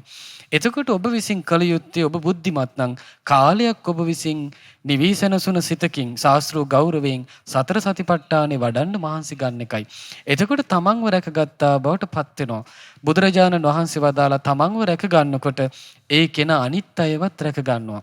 පින්න ස්වාමීන් වහන්සේ මේක හරි වැදගත් මාතෘකාවක්. මොකද අපිට නිතර මේ සාමාන්‍ය ජනතාව හම්බෙද්දී ඇහෙන අඳෝනාවක් මේක. ඒ තමයි සමහරලාට අපිත් එක්ක වැඩසටහන් වලට සම්බන්ධ වෙන කෙනා කියනවා ස්වාමීන් වහන්සේ අපේ ගෙදර අය ධර්මයට උනන්දු නෑ කිසි ගණන් ගන්න නෑ එහෙම කියලා කියනවා. මේ මං හරියට මහන්සි වෙනවා මේගොල්ලෝ මේ ගැන සලකන්නේ නෑ කියලා.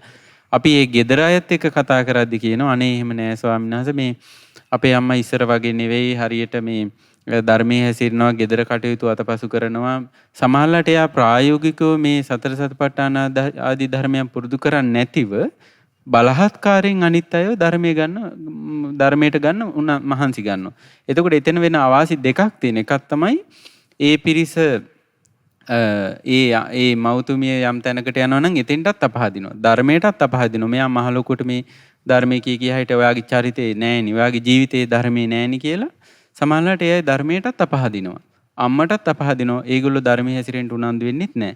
ඒ නිසා ඒ කාරණේ හරිම ප්‍රායෝගික හරි වැදගත් කාරණයක් නේද පින්නසවන්න. ස්වාමීන් වහන්සේ බුදුරජාණන් වහන්සේගේ ධර්මයේ තියෙන්නේ තමන්ටත් යහපත පිණිස අනුන්ටත් යහපත පිණිස සියලු දෙනාට යහපත පිණිසයි. එතකොට තමන්ව රැකගන්න කැමති කෙනා තමන් හොඳට තමන්ගේ මූලික ගුණධර්ම වල දැන් අපේ පින්වත් ස්වාමීන් වහන්සේ මුලින්ම දේශනා කරා මේ තමන් සීලයෙන් සම්පූර්ණ වෙන්න ඕනේ. සීල ගුණ පුරුදු කරන්න ඕනේ. දැන් සමහර අය සිල්පද සමාදන් වෙලා ඉන්නවා. හැබැයි සීලය සම්පූර්ණ වෙන අනිකුත් ගුණ ධර්ම වත් පිළිවෙත් පිරීම, අනිත් අයට මෙත් කරුණාවෙන් උදව් උපකාර කිරීම ආදී තමන්ගේ ජීවිතේ සුන්දර කරන ඒ ධර්මයන් පුරුදු කරන්නේ. එතකොට සතර සතිපට්ඨානයේ කෙනෙක් වැඩුවත් ඒක බාහිරයට පේන්නේ. එතකොට මෛත්‍රී කාය කර්ම, මෛත්‍රී වචී කර්ම, මෛත්‍රී මනෝ කර්ම ආදියෙන් තමන් යුක්ත වෙන්න ඕනේ. ඒතර gedara යුතුයකම් ආදී කරමින් තමන් සතර සතිපට්ඨානෙ වැඩුවොත් එතකොට කාලෙකදී තමන්ට කියන්න පුළුවන් මම මේ ගුණධර්ම පුරුදු කරපු නිසායි මට මේ ඕගලන්ට සුවපහසු හදන්න පුළුවන් උනේ කියලා මෛත්‍රී සිතින් අනිත් අයට ධර්මයට එන්න උදව් කරන්න පුළුවන්.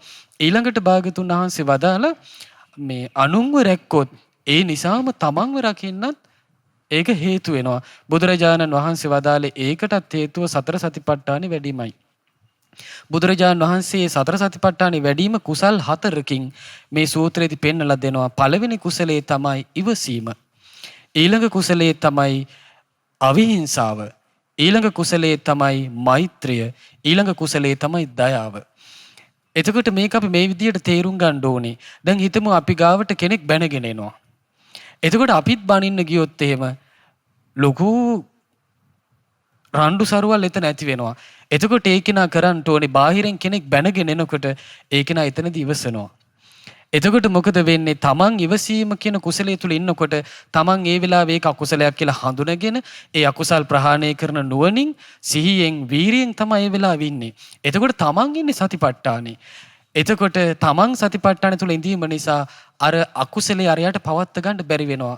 එයා බැනගෙන එනකොට ගහන්න එනකොට තමන් මෙහෙන් ඉවසනකොට මොකද වෙන්නේ? අනුන්ව රැක්කා බවට පත් වෙනවා.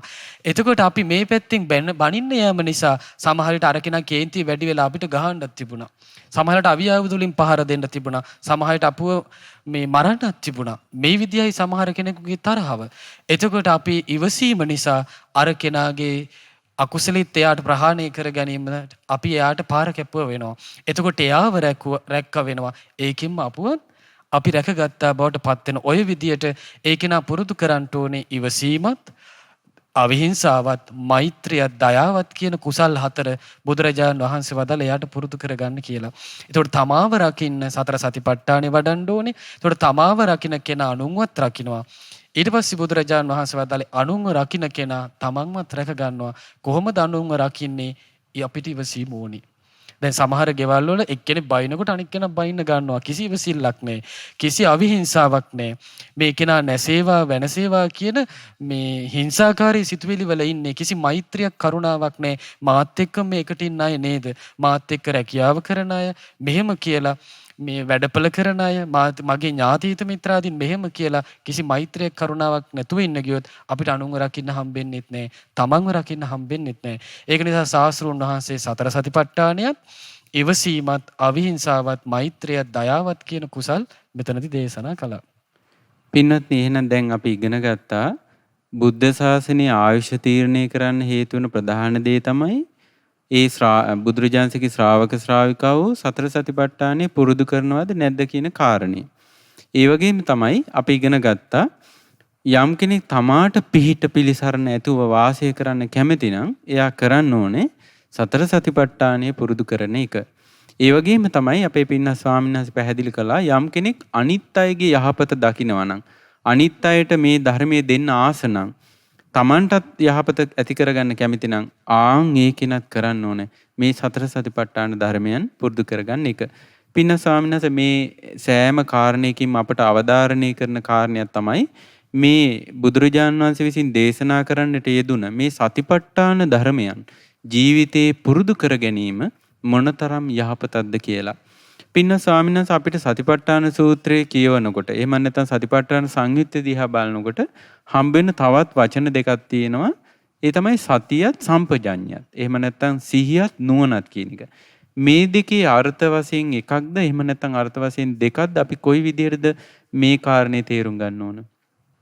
ඔව් පින්වත් ස්වාමීන් වහන්සේ සතිපට්ඨාන සංයුත්තේ සතෝ කියන සූත්‍රයේ බුදුරජාණන් වහන්සේ දේශනා කළා සිහියත් නුවණත් තේරුම් ගන්න ආකාරයක්. එතකොට අපි දියුණු කරන්නේ සතර සතිපට්ඨානයයි. එතකොට අපිට බොහෝ අවස්ථාවල මුණ ගැහෙනවා සිහි නුවණ. සිහියත් නුවණත්. එතකොට සිහිය කියලා බුදුරජාණන් වහන්සේ අර්ථ දැක්වි. දැන් මේ සිහිය පිහිටුවන්නේ එක අරමුණකට. බුදුරජාණන් සතෝ සූත්‍රයේදී පෙන්නනවා සිහිය කියන්නේ මෙන්න මේක. කෙලෙස් ප්‍රහාණය කරන වීරියෙන් යුතු කෙලෙස් තවන වීරියෙන් යුතුව මනාකොට පිහිටන සිහිය. එතකොට කයේ කයානුව දකිමින් යම් කෙනෙක් කයේ ඒ කියන්නේ ඉරියව් තුළ ඊට පස්සේ අසුබ කොටස් තුළ ඊළඟට ධාතු කොටස් තුළ ඊළඟට නවසීතික වශයෙන් එක්ක ආස්වාද ප්‍රසවාස වශයෙන් ඊළඟට වේදනානුපස්සනාවන් තුළ ඊළඟට චිත්තානුපස්සනාවන් තුළ සිතේ ඇති වෙන සිතිවිලි වල ඊළඟට සිත හැසිරෙන ආකාරය අනුව ඊට පස්සේ ධම්මානුපස්සනාවන් තුළ භාගතුන් වහන්සේ දේශනා කරන මේ ධර්මයන් තමන්ගේ ජීවිත අභ්‍යන්තරයෙන් දකිද්දී ඒ හැම එකකම සිහිය පිහිටවන්න ඕනේ. මනා වීරියෙන් යුතුව අකුසල් දුරු කරන කුසල් දියුණු කරන වීරියෙන් යුතුව මනාකට වීරිය පවත්වාගෙන යන්න ඕනේ. මේකට භාගතුන් වහන්සේ වදාළේ ආතාපි. අන්නේ ආතාපි සමග කෙලෙස් තවන වීරියත් සමග මුසු වෙච්ච සිහියට තමයි බුදුරජාණන් වහන්සේ සති කියලා කිව්වේ. ඊළඟට සම්පජානෝ කියලා තව වචනයක් තියෙනවා. සිහි නුවණ කියන එකේ නුවණ කොටස. නුවණ බුදුරජාණන් වහන්සේ විස්තර කළේ බුදුරජාණන් වහන්සේ දේශනා කරපු ධර්මයට අනුව නුවණින් විමසා බැලීම. එතකොට දැන් අපි හිතමු බුදුරජාණන් වහන්සේ දේශනා කළ මේ සතෝ සූත්‍රයේම ඉදිරිපස බලද්දී වටපිට හාත්පස බලද්දී ඔහු නුවණින් විමසනවා කුමක්ද මේ දකින්නේ? මේ දැකීම කියලා කියන්නේ කුමක්ද? ඊට පස්සේ ඉදිරියට යද්දී ආපසු හැරී එද්දී කුමක්ද මේ ඉදිරියට යනවා කියන්නේ? ආපසු හැරී එනවා කියන්නේ. ඊට පස්සේ බුදුරජාණන් වහන්සේ දේශනා කළා අතපය හකුලද්දී දිගහරිද්දී ආහාර අනුභව කරද්දී නැගිටිද්දී වාඩි වෙද්දී ඒ හැම ඉරියව්වකම වැසිකිලි කැසිකිලි කරද්දී පවා මොකක්ද මේ සිදුවෙන්නේ කියලා ධර්මයේ තුලින් ඔහු නුවණින් යුක්තව වාසය කරනවා. මේකට තමයි බුදුරජාණන් වහන්සේ සම්පජානෝ කියලා කිව්වේ. නුවණින් යුතුව වාසය කරනවා කියලා කිව්වේ. දැන් බුදුරජාණන් වහන්සේගේ දේශනාවල අපිට හම්බ වෙනවා ඉරියව්ව තුළ සිහිය පිහිටවන්න කියලා. එතකොට සිහිය පිහිටවනවා. ඊළඟට තියෙනවා සම්පජානෝ කියලා. සති සම්පජාඤ්ඤය කියලා භාවනා කොටසක් වෙනම පෙන්නනවා. එතකොට නුවණ පවත්වනවා කෙලෙස් තවන වීරියෙන් යුක්තව කෙලෙසුම් ප්‍රාණී කරන නුවණින් යුක්තව මනාකට නුවණ හසුරුවනවා. කොහොමද නුවණ හසුරුවන්නේ? ඒකේ තියෙනවා අසම්මූල සම්පජානේ ආදී වශයෙන් සම්පජානේ වඩන ක්‍රම තියෙනවා. එතකොට පාදයේ ඔසවද්දී කල්පනා කරන ආර්ය ශ්‍රාවකයා බුදුරජාණන් වහන්සේගේ දේශනායි බුදුරජාණන් වහන්සේ දේශනා කළා තියෙනවා දකින්න රටාවක්. පංච උපාදානස්කන්ධයක් හටගත්තා. ඒ පංච උපාදානස්කන්ධේ නැති වෙලා ගියා. අර දකින්නේ නුවණින් යුක්තව. ඒ තුල මම කියලා හරි මගේ කියලා හරි මාගේ වසඟයේ පවත්වාලිය හැකි කියලා හරි යමක් අල්ලගන්න දෙයක් තියෙනවද? අර බුදුරජාණන් වහන්සේගේ ධර්මයේ තුලින් දියුණු කරගත්ත නුවණින් දකිනවා මේ සිදුවෙන ක්‍රියාකාරීත්වයේ පාදයේ ඔසවන්න ඕනේ කියලා ඉස්සෙල්ලම ඇති වෙනවා සිතවිල්ලක්. ඒ සිතවිල්ල උපන්නට පස්සේ ආර්ය ශ්‍රාවකයා කල්පනා කරනවා ඒ සිතවිල්ල ඔස්සේ උපදිනවා. බුදුරජාණන් වහන්සේ දේශනා කළේ මේ ශරීරය කියලා කියන්නේ ධාතු කොටස් හතරක්. පොළොවට පස්සෙලා යන පස් ස්වභාවයෙන් යුතු කොටස් තියෙනවා. වතුරේ දේවේ යන දේර ස්වභාවයෙන් යුතු කොටස් මේ ශරීරයේ තියෙනවා. උණුසුමට එකතු වෙන උණුසුම් කොටස් ස්වභාවයක් මේ ශරීරයේ තියෙනවා. වාතේ හමාගෙන යන වායු ස්වභාවයෙන් යුතු කොටස් ටිකක් මේ ශරීරයේ තියෙනවා. බුදුරජාණන් වහන්සේ වදාලා මේ ශරීරයේම තියෙන අංගමංගානුසාරී වාතා. මේ ශරීරයේ පුරා විහිදලා තියෙන වායු ස්වභාවයක් ඒ අංගපසංග වල විහිදලා යන අපි මේ අතපය දිගහරින්න හකුලවන්න පුළුවන්කම තියෙන්නේ අපිට දිගට මේ අපි ඇවිදගෙන යන්නේ වටපිට හාත්පස බලන්න මේ වායු ස්වභාවය නිසා අපිට යකඩ වගේ තිබ්බනම් මේක දිගහරින්න නවන්න අමාරුයි. එතකොට වායු ස්වභාවය තියෙන නිසා තමයි මේ දිගහරින්න හැකිලෙන්නේ. බුදුරජාණන් වහන්සේ වදාලා සිතින් සිතවිල්ලක් උපදිනවා පාදයේ ඔස්සලා යන්න ඕනේ කියලා. පාදයේ ඔසවා යන්න ඕනේ කියලා සිතවිල්ල උපදිච්ච සැනින් මනසින් හට ගන්නවා චිත්තකිරිය වායු ධාතුව කියලා එකක්. බුදුරජාණන් වහන්සේ වදාළ මේ චිත්තකිරිය වායු ධාතුව ඇටසැකිල්ල ඉක්මවා හැඟීමක් ඔස්සේ ඒකට කියන්නේ විඤ්ඤාතිය ඉක්මවා. ඒ කියන්නේ හැඟීම ඔස්සේ මුළු ශරීරේ පුරාම වායු ධාතුව ගිහිල්ලා පාදයේ තියෙන වායු ධාතුව වැඩි වෙනවා තේජෝ ධාතුව වැඩි වෙනවා. ඒ වගේම පඨවි ධාතුව අඩු වෙනවා. ආපෝ ධාතුව අඩු වෙනවා. එතකොට පාදයේ තියෙන බරගතිය අඩු වෙලා වායු ස්වභාවය නිසා පාදයේ උඩට එස්සෙනවා. එතකොට මේ පාදයේ උඩට එසවෙන එක ඔක්කොම ක්‍රියාකාරීත්වයේ තිබ්බේ මානසික ක්‍රියාකාරීත්වයෙන්. මනසින් තමයි ඉස්සෙල්ලාම හිතුවේ. පාදයේ ආයි තබන්න ඕනේ කියලා හිතනකොට අර සිතවිල්ල ඔස්සේ චිත්තකිරිය වායු ධාතුව වැඩ කරලා පාදයේ පඨවි ගතියයි ඊළඟට ආපෝ ගතියයි වැඩි වෙනවා. වායෝ ධාතුව අඩු වෙලා යනවා. එතකොට පාදයේ බරගතිය වැඩි වෙලා පාදයේ පහළට යනවා. ආය අනෙක් පාදයේ ඔසවද්දී අර විදිහටම ක්‍රියාකාරීත්වය වෙනවා. එතකොට ආර්ය ශ්‍රාවකයා දකිනවා මෙතන සිදු වෙන්නේ සතර මහා ධාතුන්ගේ ක්‍රියාකාරීත්වයක්. මම කියලා අල්ලන්න කිසිවක් නැහැ. පාදේ දන්නේ මම කියලා. නමුත් අපේ සිතින් සිතන සිතවිල්ලෙන් තමයි හැඟීමකින් තමයි අල්ලගන්නේ මමය මාගේ පාදය මාගේ ආත්මයෙන් යුතු මගේ වශයෙන් පවත්වාලිය හැකි පාදය කියලා තමා මුලාවෙන් ග්‍රහණය කර ගන්නවා. මේක නුවණින් දකින ආර්ය ශ්‍රාවකයා තමාගේ වශයෙන් පවත්වාලිය නොහැකි දෙයකට තමයි මේ වසඟ වෙලා ඉන්නේ කියලා. ඉදිරිපස බලන්න ඕන වුණාට පස්සේ ආර්ය ශ්‍රාවකයා දකිනවා නුවණින් යුක්තව දකින බුදුරජාණන් වහන්සේගේ ධර්මයෙන් ඇස් දෙක ඇරලා බලන්න ඕනේ කියලා හිතිච්ච සැනින් චිත්තකිරිය වායු ධාතුව වැඩ කරනවා. හිතින් උපදින වායු ධාතුවෙන් උඩ ඇස් පියල්ලේ වායෝ ගතිය වැඩි වෙලා යනවා. ඒ වගේම පඨවි ගතිය, යාපෝ ගතිය, බර ගතිය අඩු වෙලා උඩ ඇස් පියල් උඩට යනවා. යට ඇස් පියල්ලේ පඨවි ගතිය, ආපෝ ගතිය වැඩි වෙලා ඒක පහළට යනවා. පහළට ගියේ සැනින් ඇස් දෙක ඇරෙනවා. ඇස් දෙක ඇරිච්ච සැනින් පේන්න පටන් ගන්නවා. යමක් පේනවා. ඒ පේන දර්ශනය තමයි බුදුරජාණන් වහන්සේ වදාළේ විඥානය කියලා. ඒ දර්ශනේ හිතින් තමයි දැනගන්නේ. ඒ දැන ගැනීමට විඥාණයෙන් දැනගන්න නම් ඈ ඉස්සරහා යමක් තියෙන්න ඕනේ. ඒක පේන්නේ අරමුණක් ඔස්සේ. ඉස්සෙල්ලා සිතින් තමයි මේ ඔක්කොම හිතන්නේ. හිතින් හිතනවා බලන්න ඕනේ කියලා. ඒ අරමුණ ඔස්සේ තමයි පේන්නේ.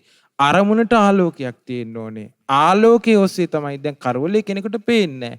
නමුත් ආලෝක සංඥාව වැඩුවට පස්සේ එයාට දකින්න පුළුවන්. ආලෝක සංඥාව ඔස්සේ කරවලේ වුණත් බලන්න පුළුවන්. එතකොට ඒ ආලෝකයේ හටගන්නේ අර අරමුණේ. ඒ අරමුණේ ඔස්සේ තමයි එයා දැනගන්නේ ඈ ඉස්සරහට යමක් පේනවා දැන්. එතකොට මේ ක්‍රියාකාරීත්වය දකින්නවා මේ ඇස කියන එකත් ඒ සිතවිල්ල වෙනස් වෙච්ච ගමන් දකින්න ඕනේ කියලා සිතවිල්ල වෙනස් වෙච්ච ගමන් ඇස අනිත්‍ය වෙලා යනවා. පේන දේ අනිත්‍ය වෙලා යනවා. ඒ වගේම ඇසේ හටගත්තු විඥානය අනිත්‍ය වෙලා යනවා. මේ සතර මහා ධාතුන්ගේ ක්‍රියාකාරීත්වයක් ඔස්සේ මේ පේන පටන් ගන්නවා මේක. ඒ වගේ මෙතන හට ගන්නවා යම් වින්දනයක්. දැකපු දේ කෙරෙහි වින්දනයක් හට ගන්නවා. සංඥාවක් හට ගන්නවා. චේතනාවක් හට ගන්නවා. මේ හැම එකකම මෙයා දකිනවා ආස්වාදයේ බලද්දී මේකට බැඳිලා යනවා. පංච උපාදානස්කන්ධයක් හට ගන්නවා. ඒ පංච උපාදානස්කන්ධය හටගත් එකම නැසී වෙනසී යනවා. මේ තියෙන්නේ ක්‍රියාකාරීත්වය. මේ නැසී වෙනසී යන එකක් හට ගන්නවා නැසී යනවා. හට ගන්නවා නැසී යනවා. මේ මොහොතේ චේතනාවක් පහළ වෙනවද? ඒ පහළ වෙන චේතනාව කර්මානුරූපව ආපහු ඇහැක් සකස් කරලා දෙන්න, කනක් සකස් කරලා දෙන්න, නාසයක් සකස් කරලා දෙන්න, දිවක් සකස් කරලා දෙන්න, කයක් සකස් කරලා දෙන්න. මේ සතර මහා ධාතුන්ගේ ක්‍රියාකාරීත්වයේ දිගටම පවත්වගෙන යන්න උපකාරී වෙනවා. දැන් අපි වචන පිට කරද්දී පවා අපි හිතින් හිතන වචනේ මේ වචනේ කියන්න ඕනේ කියලා. එතකොට දිවේ පඨවි ධාතු, ආපෝ ධාතු, තේජෝ ධාතු, වායු ධාතු කියන ධාතු හතර ක්‍රියාකාරීත්වයේ අඩු වැඩි වීම මත මේ වචනේ හරියටම උච්චාරණය වෙලා ඒ ස්වරයෙන් එළියට එන්න වචනේ ලස්සනට ඒ බැලන්ස් එක හදලා දෙනවා. සමබරතාවය ලස්සනට හදලා දෙනවා. මේ ක්‍රියාකාරීත්වය හොඳට ආර්ය ශ්‍රාවකයා නුවණින් දකිනවා. මමය කියලා අල්ලන්න කිසිවක් මේ තුල නැහැ. මගේ කියලා අල්ලන්න කිසිවක් මේ තුල නැහැ. මගේ වසඟේ පවත්වන්නට කියලා කිසිවක් මේ තුල නැහැ කියලා ආර්ය ශ්‍රාවකයා දකිනවා.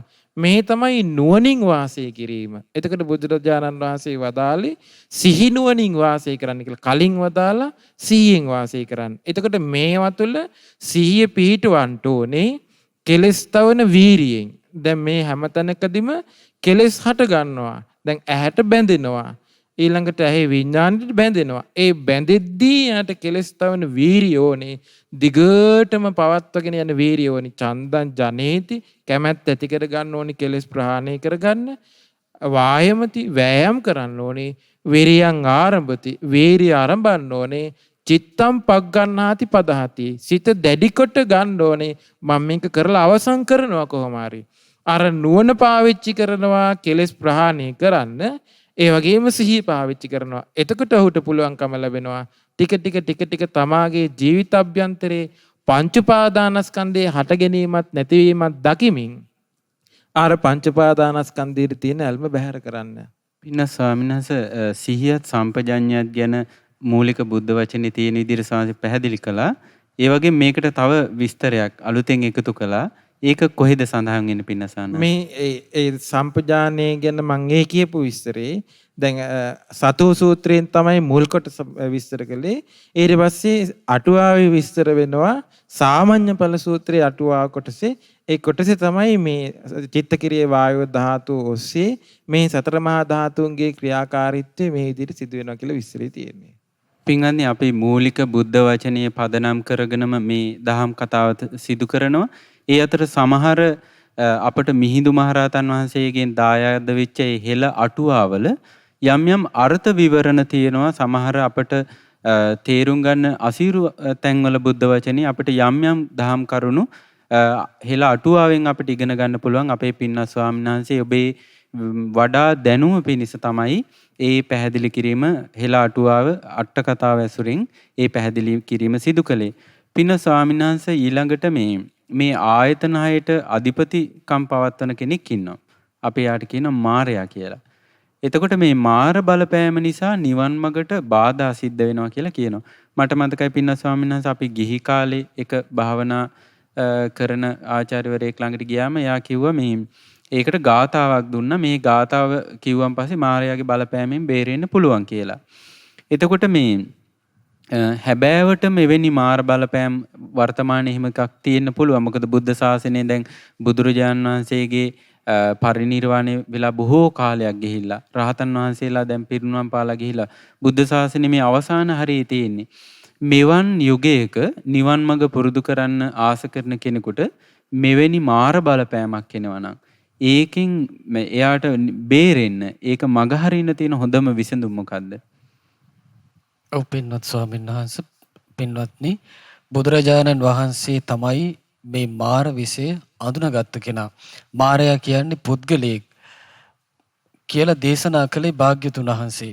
උන්වහන්සේ දේශනා කළ මේ ඇස කන නාසය දිවකය මනසට අධිපතිත්වයේ දරන්නේ මාරයා කියලා. එතකොට යම් කිසි කෙනෙක් මේ ඇස කන නාසය දිවකය මනසින් නිදහස් වෙන්න මාර විෂය ඉක්මවා යන්න හදනවා නම් ඒකට කවදාවත් ඒ කෙනා කැමති වෙන්නේ නැහැ. එතකොට බුදුරජාණන් වහන්සේ තමයි මේ ලෝක ධාතුවේ ඉස්සෙල්ලාම මාර විෂය ඉක්මවා ගියපු කෙනා. ඒක නිසා බුදුරජාණන් වහන්සේ මාරයා කියන්නේ කවුරු කියලාත් දන්නවා. ඒ මාරයාට අහු වෙන්නේ කොහොමද කියලාත් බුදුරජාණන් වහන්සේ දන්නවා. මාරයාගෙන් නිදහස් වෙන්නේ කොහොමද කියලාත් භාග්‍යතුන් වහන්සේ දන්නවා. එතකොට අපිට සියල්ල දන්න, ඒ විෂය සම්බන්ධයෙන් සියල්ල දන්න ශාස්ත්‍රඥ වහන්සේගේ අවවාදේ හරි උපකාරයි.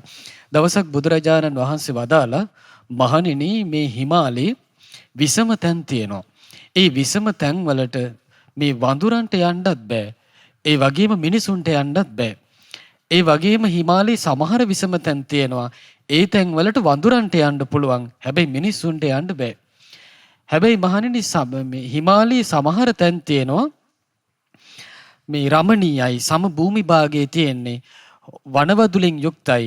මේ තැන්වලට වඳුරන්ට යන්නත් පුළුවන්, මිනිස්සුන්ට යන්නත් පුළුවන්. එතකොට මේ වඳුරන්ටත් යන්න පුළුවන්, මිනිසුන්ටත් යන්න පුළුවන්. මේ තැන්වලදී මේ වැද්ද මොකද කරන්නේ? මේ කොහොල්ලෑ වලින්, ලාටු වලින් මේ වඳුරන්ගේ හැඩයට මේ හදලා තියෙනවා මේ කොහොල්ල ගුලි. එතකොට මේ ලාමක වර්ගයේ, බාල වර්ගයේ, ලෝල ජාතික වඳුරෝ ඉන්නවා. මේ වඳුර මොකද කරන්නේ? ගිහිල්ලා අර මේ වඳුරන්ගේ හැඩයට තියෙන ලාට්ටු ගොඩට අත ගහනවා. අත ගහපු ගමන් මොකද වෙන්නේ? අර තියපු ගමන් අර අත ඇලෙනවා. ඇලුනට පස්සේ තමන්ගේ අත බේර ගන්න කියලා අනිත් අත තියලා තද කරලා ඒ කලින් ඇලිච්ච අත ගලවන්න බලනවා. එතකොට මොකද වෙන්නේ? මේ වඳුරාගේ අත් දෙකම ඇලවිලා යනවා. ඊළඟට මේ වඳුරා මොකද කරන්නේ? තමන්ගේ අත් දෙකම දැන් ඇලිලා තියෙන්නේ. ඒ අත් දෙක ගලව ගන්නම් කියලා හිතලා කකුලක් තියලා අර අත් දෙක අදිනවා. එතකොට මොකද වෙන්නේ? අර කකුලත් අර ලාටු ගොඩට ඇලෙනවා. ඊළඟට මොකද කරන්නේ? අත් දෙකයි අර කකුලයි ගලව ගන්න කියලා හිතලා අනිත් ඉතුරු වෙච්ච කකුලක් තියලා තද කරලා මේ ඇලිච්ච කොටස අදිනවා. එතකොට මොකද වෙන්නේ? කකුල් දෙකයි අත් දෙකයි සම්පූර්ණයෙන් අර මේ කොහොල්ල බබාට ඇලෙනවා. එතකොට මොකද වෙන්නේ? මේ අත් දෙකයි කකුල් දෙකයි ගලව ගන්න කියලා හිතාගෙන ඔළුව තියලා තද කරනවා. එතකොට මොකද වෙන්නේ? සම්පූර්ණ අත් දෙකයි කකුල් දෙකයි ඔළුවයි මුළු ඇඟම අර මේ කොහොල්ල වඳුරාට ඇලිලා යනවා. එතකොට බුදුරජාණන් වහන්සේ දේශනා කළා, මහණෙනි ඔය වඳුරා කියලා දේශනා කළේ කවුද? මේ ඉන්ද්‍රිය සංවරයක් නැති ලාමක බවෙන් මේ කාම අරමුණු කරා යන කෙනාට කියපු නම. මේ කොහොල්ල බබා කියලා කිව්වේ මාරයා විසින් මේ සත්වයාව දැහැ ගැනීම පිණිස තියෙන ලෝකේ පුරාම තියෙන මේ ඉෂ්ඨකාන්ත මනාප ප්‍රිය ස්වරූපයෙන් යුතු කෙලෙස් වහන් ඇති කරවන ඇහැට පේන රූප, කනට ඇහෙන ශබ්ද, නාසයට දැනෙන ගඳ සුවඳ, දිවට දැනෙන රස, කයට දැනෙන පහස. එතකොට මේ කාම ගුණ තමයි අර කොහොල්ල බබා කියලා බුදුරජාණන් වහන්සේ පෙන්වන්නේ. ඒතර බුදුරජාණන් වහන්සේ පෙන්නනවා මේ ලෝල ජාතික වඳුරා කිසිම හැවිල්ලක් බැලිල්ලක් නැතුව, කිසි සිහිනුවණක් නැතුව ගිහිල්ලා අර කොහොල්ල බබාට අත ගැහුවා වගේ සමහර ලෝල ජාතික චක්කු ලෝල සත්වයෝ ඉන්නවා මේ රූප පස්සේ යනවා. එතකොට එයා අගෝචර විෂයේ හැසිරුණා වෙනවා. ශබ්ද පස්සේ යනවා. නාසයට දැනෙන ගඳ සුවඳ පස්සේ යනවා. දිවට දැනෙන රස පස්සේ යනවා. කයට දැනෙන පහස පස්සේ යනවා. එතකොට මොකද වෙන්නේ? අගෝචර විෂයේ එයා හැසිරුණා වෙනවා. බුදුරජාණන් වහන්සේ වදාලා අගෝචර විෂයේ හැසිරෙන්න ගියාම මායයට තමයි ඒකෙන් අහු වෙන්නේ. එතකොට මේ රූප, ශබ්ද, ගන්ධ, රස, පහස ලෝකෙ තියෙනවා. අපි සංකල්පයක් හදාගෙන ඒවට ඇලෙනකොටම මාරය විසින් ඉඩක් ගන්නවා අපුව මේ ධර්ම මාර්ගයෙන් බැහැර කරන්න, නීවරණ උපද්දවල සතර සතිපට්ඨානෙන් බැහැර කිරීම පිණිස මාරය අවස්ථාවක් ගන්නවා. බුදුරජාණන් වහන්සේ දේශනා කළ ඒක නිසා මහණෙනි, පියා සන්තකෝ ප්‍රිය උරුමේ වාසය කරන්න, පිය උරුමෙන් බාහිර වාසය කරන්න එපා. පිය උරුමෙන් බැහැර වෙච්ච ගමන් ඔබ මාරයට ඉලක්ක වෙනවා කියලා. බුදුරජාණන් වහන්සේ වදාලා මහණෙනි, පිය උරුමේ කුමක්ද? ඒ මේ සතර සතිපට්ඨාන ධර්මයයි. එහෙනම් සතර සතිපට්ඨානේ මනාකොට සිහිය පිහිටුවාගෙන සිහියෙන් යුක්තව අපි ඇස පාවිච්චි කරන්න ඕනේ. ඇහෙන් ලෝකයේ දිහා බලන්න ඕනේ. සිහියෙන්මයි කනින් ශබ්ද අහන්න ඕනේ. සිහියෙන්මයි නාසයෙන් ගඳ සුවඳ විඳින්න ඕනේ. සිහිනුවණින්මයි දිවෙන් රස විඳින්න ඕනේ. සිහිනුවණින්මයි කයින් පහස විඳින්න ඕනේ. එතකොට මාරයාට යම් ආකාරයකින් අහු වෙනවද? නුවණ පාවිච්චි කළ, සිහිය පාවිච්චි කළ මාර විසි ඉක්මවා යන්න ශාවකයාට අවස්ථාව හැදෙනවා. පින්වත්නි, මේ දිනවල පියවරුමේ සදහම් කතිකාවතින් අපි සතර සතිපට්ඨාන ධර්මයන් කොයි විදිහටද වඩන්නේ කියන කාරණේ කතා කරනවා. අද දවසේ මේ කතා බහ තුළ ඔබට ඒකට හොඳ ශක්තියක් ලැබෙන්නේ නැති. ඒ තමයි ඒ සතිපට්ඨානයන් වැඩිම තුළ තමන්ගේ ජීවිතේට මොනතරම් යහපතක් ඇති වෙනවද කියලා බොහෝ පැතිකඩයන් ඔස්සේ භාග්‍යවත් බුදුරජාණන් වහන්සේ විසින් දේශනා කරන්නට යෙදුන ඒ බුද්ධ දේශනාවන් අනුසාරින් පින්න ස්වාමීන් වහන්සේලා අද අපට කරුණු පැහැදිලි කරලා දෙනවා. පින්න ස්වාමීන් වහන්සේ දැන් කෙනෙකුට ආස හිතෙන්න පුළුවන් මේ සතර සතිපට්ඨානෙ දියුණු කරන්න. මොකද අපි බොහෝ ආනිසංස ඉගෙන ගත්තා. එතකොට මේ සතර සතිපට්ඨාන ධර්මයන් අපි කොයිතාක් පුරුදු කරන්න ඕනද? මේ සතර සතිපට්ඨාන ධර්මයන්ගේ කෘත්‍ය අවසන් වෙන්නේ කොතනින්දද? නිවන් මාගේ ආරම්භයෙන් පටන් ගත්තන් පස්සේ කොයිතාක් දුරට සතිපට්ඨානෙ පුරුදු කරන්න ඕනද? ඔව් පින්වත් ස්වාමීන් වහන්සේ භාග්‍යතුන් වහන්සේගේ දේශනාවක් තියෙනවා සතිපට්ඨාන සංයුත්තේ සතෝ සූත්‍රය කියලා සූත්‍රයක්. මේ ශාලා සූත්‍රය කියලා සූත්‍රයක්. ඒ ශාලා සූත්‍රයේදී බුදුරජාණන් වහන්සේ දේශනා කරන මහණෙනි නවක භික්ෂූන් සතර සතිපට්ඨාන ධර්මයන් තුළ හික්මවන්න. කුමක් පිණිසද? මහණෙනි මේ ශාසනයේ භික්ෂුව ආරම්භයේ ඉඳලම සතර සතිපට්ඨාන ධර්මයන් පුරුදු කරන්න ඕනේ. ඒ වගේම අරහත්ත්වයට පත් නොවුන යම්තාක් ශාසනයේ භික්ෂූන් ඇද්ද ඒ සියලු භික්ෂූන් සතර සතිපට්ඨාන ධර්මයන් වඩන්ට ඕනේ. කෙලස්තාවන වීරියෙන් යුතු, කෙලසුම් ප්‍රහාණය කරන නුවණින් යුතු මනාකට සිහිව පිහිටවන ඒ භික්ෂුව අරහත්ත්වයේ දක්වාම සතර සතිපට්ඨාන ධර්මය පුරුදු කළ යුතුයි. ඊළඟට බුදුරජාණන් වහන්සේ දේශනා කළා මහණෙනි අරහත්ත්වයට පත් වූ යම් භික්ෂූන් ඇද්ද ඒ අරහත්ත්වයට පත් වූ භික්ෂුවත් සතර සතිපට්ඨාන ධර්මයන් තුළ මනාකට හික්මිය යුතුයි. මේ ධර්මයේ තුළ තමයි හික්මෙන්නේ. එතකොට අරහත්ත්වයට පත් වෙලා සියලු කෙලෙසුන් අවසන් කරලා ආයි කළ යුතු කිසිවක් නැහැ කියලා අවබෝධ කරලා අවසానයි. සියලු ඥානයෙන් යුක්තයි. ඒ ඥානයෙන් යුක්ත මනාකට කළ යුතු සියල්ල අවසන් කළ රහතන් වහන්සේත් කළ යුත්තේ සතර සතිපට්ඨාන ධර්මයන් තුළ හික්මීමයි. එතකොට ඒ ධර්ම ඒ කියන්නේ රහතන් වහන්සේට ආය අමුතුවෙන් හික්මෙන්න දෙයක් නැහැ. නමුත් ජීවිතය තුළ රහතන් වහන්සේගේ ජීවිතය තුළ මනාකට සතිපට්ඨානේ පරිපූර්ණ වශයෙන් සිහි පිහිටලා අවසానයි. එතකොට රහතන් වහන්සේ මනාකට දන්නවා. දැන් නන්ද ස්වාමීන් වහන්සේගේ සිහිය ගැන බුදුරජාණන් වහන්සේ විග්‍රහයක් කළා. මේ මහණෙනි නන්දයන්ගේ සිහිය මෙන්න මේ වගේ කියනවා. නන්දයන්ට යමක් පෙනෙද්දී යම් විතර්කයක් හට ගන්නවා නම් ඒ හැම විතර්කයක්ම හටගන්නේ මනා සිහියෙන් යුක්තව. ඒ විතර්කයේ යමක් දැක්කට පස්සේ ඇති වෙන විතර්කයේ පවතිනවන මනා සිහියෙන්මයි ඒක පවතින්නේ. ඒ විතර්කේ නැති වෙලා යනවා නම් මනාකට දන්නවා මේ විතර්කේ නැති වෙලා ගියා කියලා. දැන් අපේ බැලුවොත් එම් සාමාන්‍ය ලෝකයේ සත්‍යයගේ විතර්කයක් හටගත්තා කියලා දන්නෙත් නැහැ. අවුරුදු ගාණක් ගියත් මෙහෙම විතර්කයක් හටගත්තා කියලා සිහියක් නැහැ.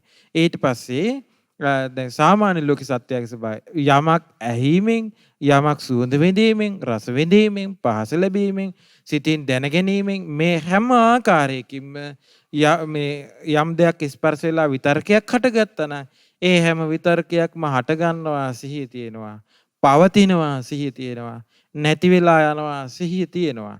ඊළඟට බුදුරජාණන් වහන්සේ වදාළ නන්දයන්ට යම් වින්දනයක් හට ගන්නවා නම් ඇහැ ඔස්සේ යම් වින්දනයක් සැප වින්දනයක් වෙන්න පුළුවන්, දුක් වින්දනයක් වෙන්න පුළුවන්, උපේක්ෂා වින්දනයක් වෙන්න පුළුවන්. යම් වින්දනයක් හට ගන්නවා නම් ඒ වින්දනය හටගත්තා සිහිය තියෙනවා. දැන් වින්දනය හටගත්තා. ඒ වින්දනය පවතිනවා සිහිය තියෙනවා. ඒ වින්දනේ නැති වෙලා යනවා සිහිය තියෙනවා. ඊළඟට යම් සංඥාවක් ඇහෙන් යමක් හඳුනාගත්තා නම් ඔන්න දැන් හඳුනාගත්තා කියලා සිහිය තියෙනවා. ඒ සංඥාව දැන් තමා තුළ පවතිනවා නම් මේ සංඥාව තමා තුළ පවතිනවා කියලා සිහිය තියෙනවා. ඒ සංඥාව නැති වෙලා ගියා නම් ඔන්න දැන් සංඥාව නැති වෙලා ගියා කියලා සිහිය තියෙනවා. එතකොට ඇහැ ඔස්සේ, කන ඔස්සේ, නාසය ඔස්සේ, දේව ඔස්සේ, කය ඔස්සේ, මනස ඔස්සේ යම් සංඥාවක්, වේදනාවක්, විතර්කයක් හටගත්තා සිහිය තියෙනවා. පවතිනවා සිහිය තියෙනවා, නැති වෙලා යනවා සිහිය තියෙනවා. එතකොට අරහතේට පත් වුණාට පස්සේ රහතන් වහන්සේගේ ස්වභාවය මනාකොට සිහිය පිහිටනවා. ආය අමුතුවෙන් කළ යුතු දෙයක් නැහැ. අමුතුවෙන් උත්සාහයෙන් සිහිය පිහිටවන දෙයක් නැහැ. හික්මිලා අවසానයි මනාකොට සිහිය පිහිටලා සතර සතිපට්ඨාන ධර්මයන් තුළ පරිපූර්ණත්වයට පත් වෙලා අවසానයි. පින්වත්නි, මේ දහම් කාරණා මේ විදිහට නැවත නැවත අපි අහද්දී අපට ආසය හිතෙන අනේ හැමෝම මේ ධර්මය ගැන අහනවා නම්, මේ ධර්මය ඉගෙන ගන්නවා නම් හොඳයි කියලා. පින්වත් ස්වාමීන් වහන්සේ, මේ වගේ සිතුවිල්ලක් ඇති වෙන කෙනෙකුට තමන්ගේ දරුවන් වෙන්න පුළුවන්, දෙමව්පියන් වෙන්න පුළුවන්, මිතුරන් වෙන්න පුළුවන්, ඒ අයට අපිට කරන්න පුළුවන් උපකාරය කුමක්ද? ඔව් පින්වත් ස්වාමීන් වහන්සේ, බුදුරජාණන් වහන්සේ මහා කාරුණිකයි. බුදුරජාණන් වහන්සේ තමයි මේ ලෝකේ ශ්‍රේෂ්ඨම දේ හොයාගත්ත උත්තමයන් වහන්සේ. උන්වහන්සේ තමයි මේ ලෝකෙට මුලින්ම ධර්මයේ දන් දුන්නේ. එතකොට මුලින්ම ධර්මයේ දන් දුන්න ශාස්ත්‍රූන් වහන්සේ ඒ ධර්ම දායාදේ ලැබපු ශ්‍රාවකයන්ටත් මේ විදියට හික්මෙන්න කියනවා. පින්වත් මහණෙනි, ඔබලාට යම් කෙනෙක් ගැන අනුකම්පාව තියෙනවා නම් ඒ කෙනත් ඔබ කියන එක අහනවා නම් ආන්නේ කෙනාව මේ සතර සතිපට්ඨාන ධර්මයේ තුල පුරුදු කරවන්න, සතර සතිපට්ඨානේ පිහිටුවන්න, සතර සතිපට්ඨානේ කෙරෙහි පහදවන්න කියලා. ඒ අයට උගන්වන්න කියන සතර සතිපට්ඨාන ධර්මයේ. එතකොට ඒ කෙනා සමහරට ඔබේ මිත්‍රයෙක් වෙන්න පුළුවන්. සමහරලාට යාළුවෙක් වෙන්න පුළුවන්. සමහරලාට දෙමව්පියන් වෙන්න පුළුවන්. සමහරට පවුලේ ලේ ඥාති, සහෝදර සහෝදරියන් ආදී කෙනෙක් වෙන්න පුළුවන්.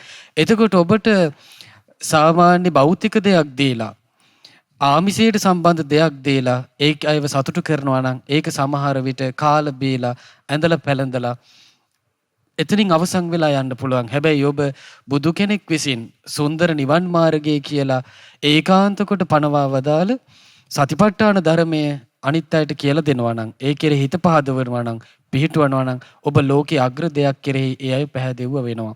දැන් සමහර අයට මේ සතර සතිපට්ඨාන ධර්මයේ අහලත් නැහැ සමහර අය. ඒකට ඒ අයට කියලා දෙන්න පුළුවන්. දැන් ඔබට සතර සතිපට්ඨාන ධර්මයේ සරල සිංහලෙන් අපගේ පින්වත් ලොකු ස්වාමීන් වහන්සේගේ යාමානිවංශු බොහෝ දුර නොවේ පුත් වහන්සේගේ තියෙනවා. ඊට පස්සේ පින්වත් ලොකු ස්වාමීන් වහන්සේ සජ්ජායනා මිහිරට සජ්ජායනා කරන්නත් පහසු වීම පිණිස මහා සතිපට්ඨාන සූත්‍ර විවරණේ කියලා මේ මෑත භාගයේ පොත් වහන්සේ නමකකින් එළි දැක්වුවා. එතකොට ඔබට පුළුවන් නිවස ඈත් එක්ක මේ සතිපට්ඨාන සූත්‍ර ධර්මයේ සජ්ජායනා කරමින් ඒකේ අර්ථය ටික ටික නමුත් තේරුම් ගන්න. ඒතර කාලයක් යද්දී ඔබ තුලත් ඔබ ඇසුරු කරන අය තුලත් යම් ආකාරයක සිහියක් දියුණු කරගන්න පරිසරය තියෙනවා. දැන් ස්වාමීන් වහන්සේ වෙන එකක් තමයි සමහර ලාවට සතර සතිපට්ඨාන ධර්මයේ කෙනෙකුට පුරුදු කරගන්න බැරි වුණත් ඒකේ නා මහන්සි වෙන්න ඕනේ යම් පමණක හරි සිහියක් දියුණු කරලා තියාගන්න. සමහර වෙලාවට කෙනෙකුට මේ කාමයන් ඔස්සේම අකුසල් ඔස්සේම ගිහිල්ලා පිනක් සිහි කරගන්නත් සිහිය නැහැ. තමන් කරපු යහපත් දෙයක් සිහි කරගන්නත් සිහිය නැහැ. තමන් පූජා කළ දානයක් සම්බන්ධව සිහි කරගන්න තමන්ට මේ සිහියක් නැහැ. එතකොට මැරෙන කාලේ වෙනකොට සතර සතිපට්ඨානේ වඩලත් නැත්තම් තමන් යම් කුසල අරමුණක සිත පවත්තලා මෛත්‍රී කරුණාදී බ්‍රහ්ම විහාරයක හිත පවත්තලා සිහිය දියුණු කළා නැත්තම් සීලයක දියුණු කරලා නැත්තම් දානාදී පින් කරලා නැත්තම් එයාට කිසිම දෙයක් සිහි කරගන්න අවස්ථාවක් නැහැ. එතකොට ඒ කෙනා සතර සතිපට්ඨානේ අඩුම තරමේ නොහැටුණත් පින ආරම්භය තමන් දීපු දානයක් ආරම්භය කරපු යහපත් දෙයක් ආරම්භයවත් සිහිය දියුණු කරගන්න ඒ කෙනා කල්පනා කරන්න ඕනේ. ඒ කෙනාට මරණ කාලේ හරි පහසුවක්. ඒ කෙනාට සතුටින් සිහි කරන්න පුළුවන් මං දන් දීපු කෙනෙක්, සිල් රැකපු කෙනෙක්, භාවනා කරපු කෙනෙක් මේ පින මට බොහෝ කලක් හිතසුව පිණිස පවතිනවා කියලා සතුටින් සුගතියක හිත පිටව ගන්නත් එයාට වාසනාව තියෙනවා. එයයි අපි කළ යුතු උපකාරය. පින්වත්නි, අපේ මුතුන් මිත්තන් සතිපට්ඨාන ධර්මයන් ගැන ලොකු දැනුමක් තිබ්බේ නැහැ. ලොකු වැටහීමක් තිබුණේ නැහැ. මේ වගේ අර්ථය මෙච්චරකට පැහැදිලිව දැනගෙන හිටියේ නැහැ.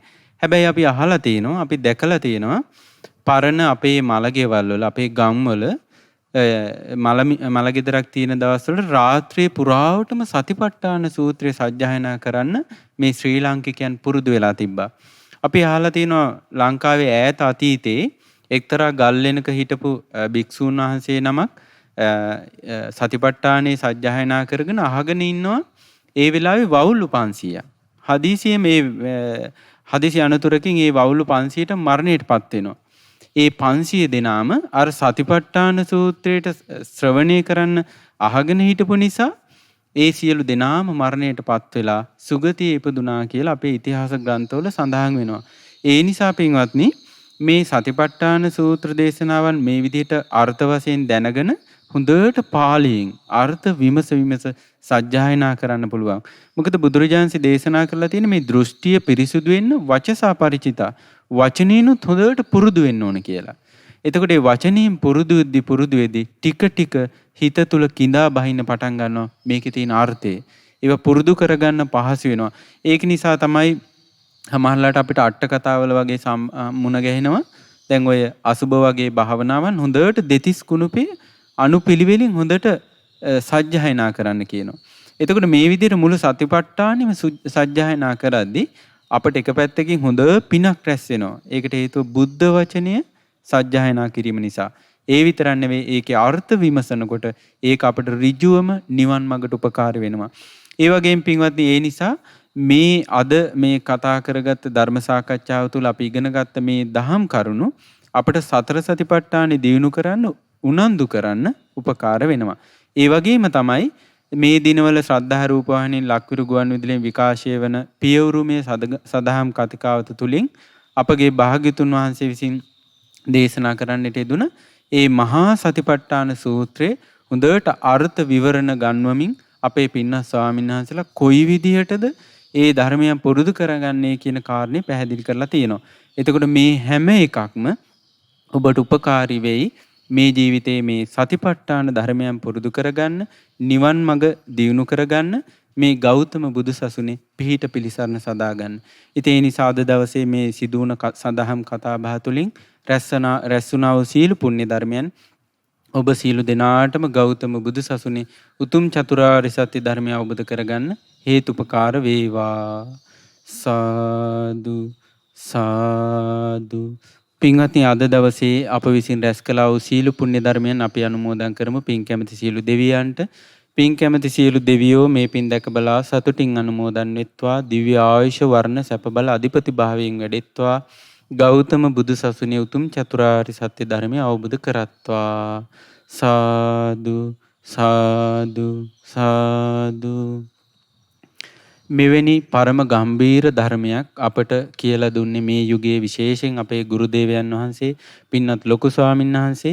ඒ නිසා තමයි අපට මෙච්චර निराවුල්ව මේ ධර්මයේ කතා බහ කරන්න පුළුවන් උනේ. ඒ නිසා අපගේ ගුරු දේවයන් වහන්සේට මේ අප රැස් කළ සියලු පුණ්‍ය ධර්මයන් එකසේ අනුමෝදන් කරමු. ඒ වගේම මහමෙවුනා වාසී, රටවාසී, ලෝකවාසී මහා සංඝරත්නයට මේ පින් අනුමෝදන් කරමු. ඒ වගේම අප කෙරෙහි අනුකම්පාවෙන් මෙම සදහම් මණ්ඩපයට වැඩම කරලා අපට මේ දහම් කරුණු පැහැදිලි කරලා දුන්න පින්වත් ස්වාමීන් වහන්සේලා දෙනමට මේ පින් අනුමෝදන් වෙත්වා. පින්වත් ස්වාමීන් වහන්සේලාට ගෞතම බුදු සසුනේ උතුම් චතුරාර්ය සත්‍ය ධර්මය අවබෝධ කරගන්න මේ සියලු පුණ්‍ය ධර්මයන් හේතුපකාර වේවා. සාදු සාදු සාදු. අද දවසේ විකාශන දායකත්වයේ දරන පින්වතුන් නමින් මිය පරලෝ ගොස් සිටින ග්‍රේස් නානායක්කාර මෑණියන්ට, ලෙස්ලි නානායක්කාර පියාණන්ට, ඇසිලින් මෑණියන්ට, චාල්ස් පියාණන්ට මේ පින් අනුමෝදන් වෙත්වා. ඒ වගේම 2020 2/24 වන දින මිය පරලෝ ගිය ටී.ජී. විජේසිංහ පියාණන්ට මේ පින් අනුමෝදන් වෙත්වා. අද දවසේ දායකත්වයේ දරූ පින්වත් සියලු දෙනා නමින් මිය ගිය සියලු ඥාති හිත මිත්‍රාදීන්ට මේ පින් අනුමෝදන් වෙත්වා. මේ ශ්‍රද්ධා රූපවාහිනියෙන් ලක්විරු ගුවන්විදුලියෙන් මේ සදහම් කතිකාවත ශ්‍රවණය කරන දකින සියලු දෙනා නමින් මිය ගිය සියලු ඥාති හිත මිත්‍රාදීන්ට මේ පින් අනුමෝදන් වෙත්වා. ඒ අයගේ පරලෝ ජීවිත සුවපත් වෙත්වා, සැපවත් වෙත්වා, සංසාර දුකින් අත මිදෙත්වා. සාදු සාදු.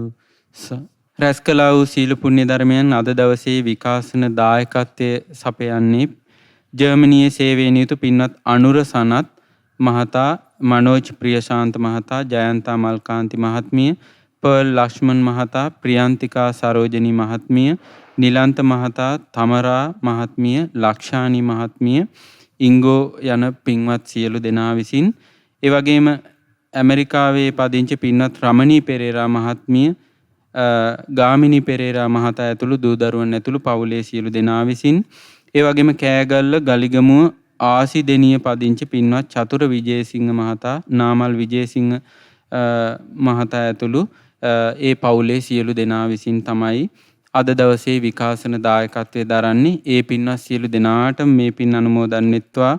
ඒ වගේම සුජීවත්ව සිටින කේ.එස්. රම්‍යවතී මෑණියන්ට, ඒ වගේම ඇමරිකාවේ වෙසෙන වෛද්‍ය ලයනල් වීරසිංහ මාමාට මේ පින් අනුමෝදන් වෙත්වා.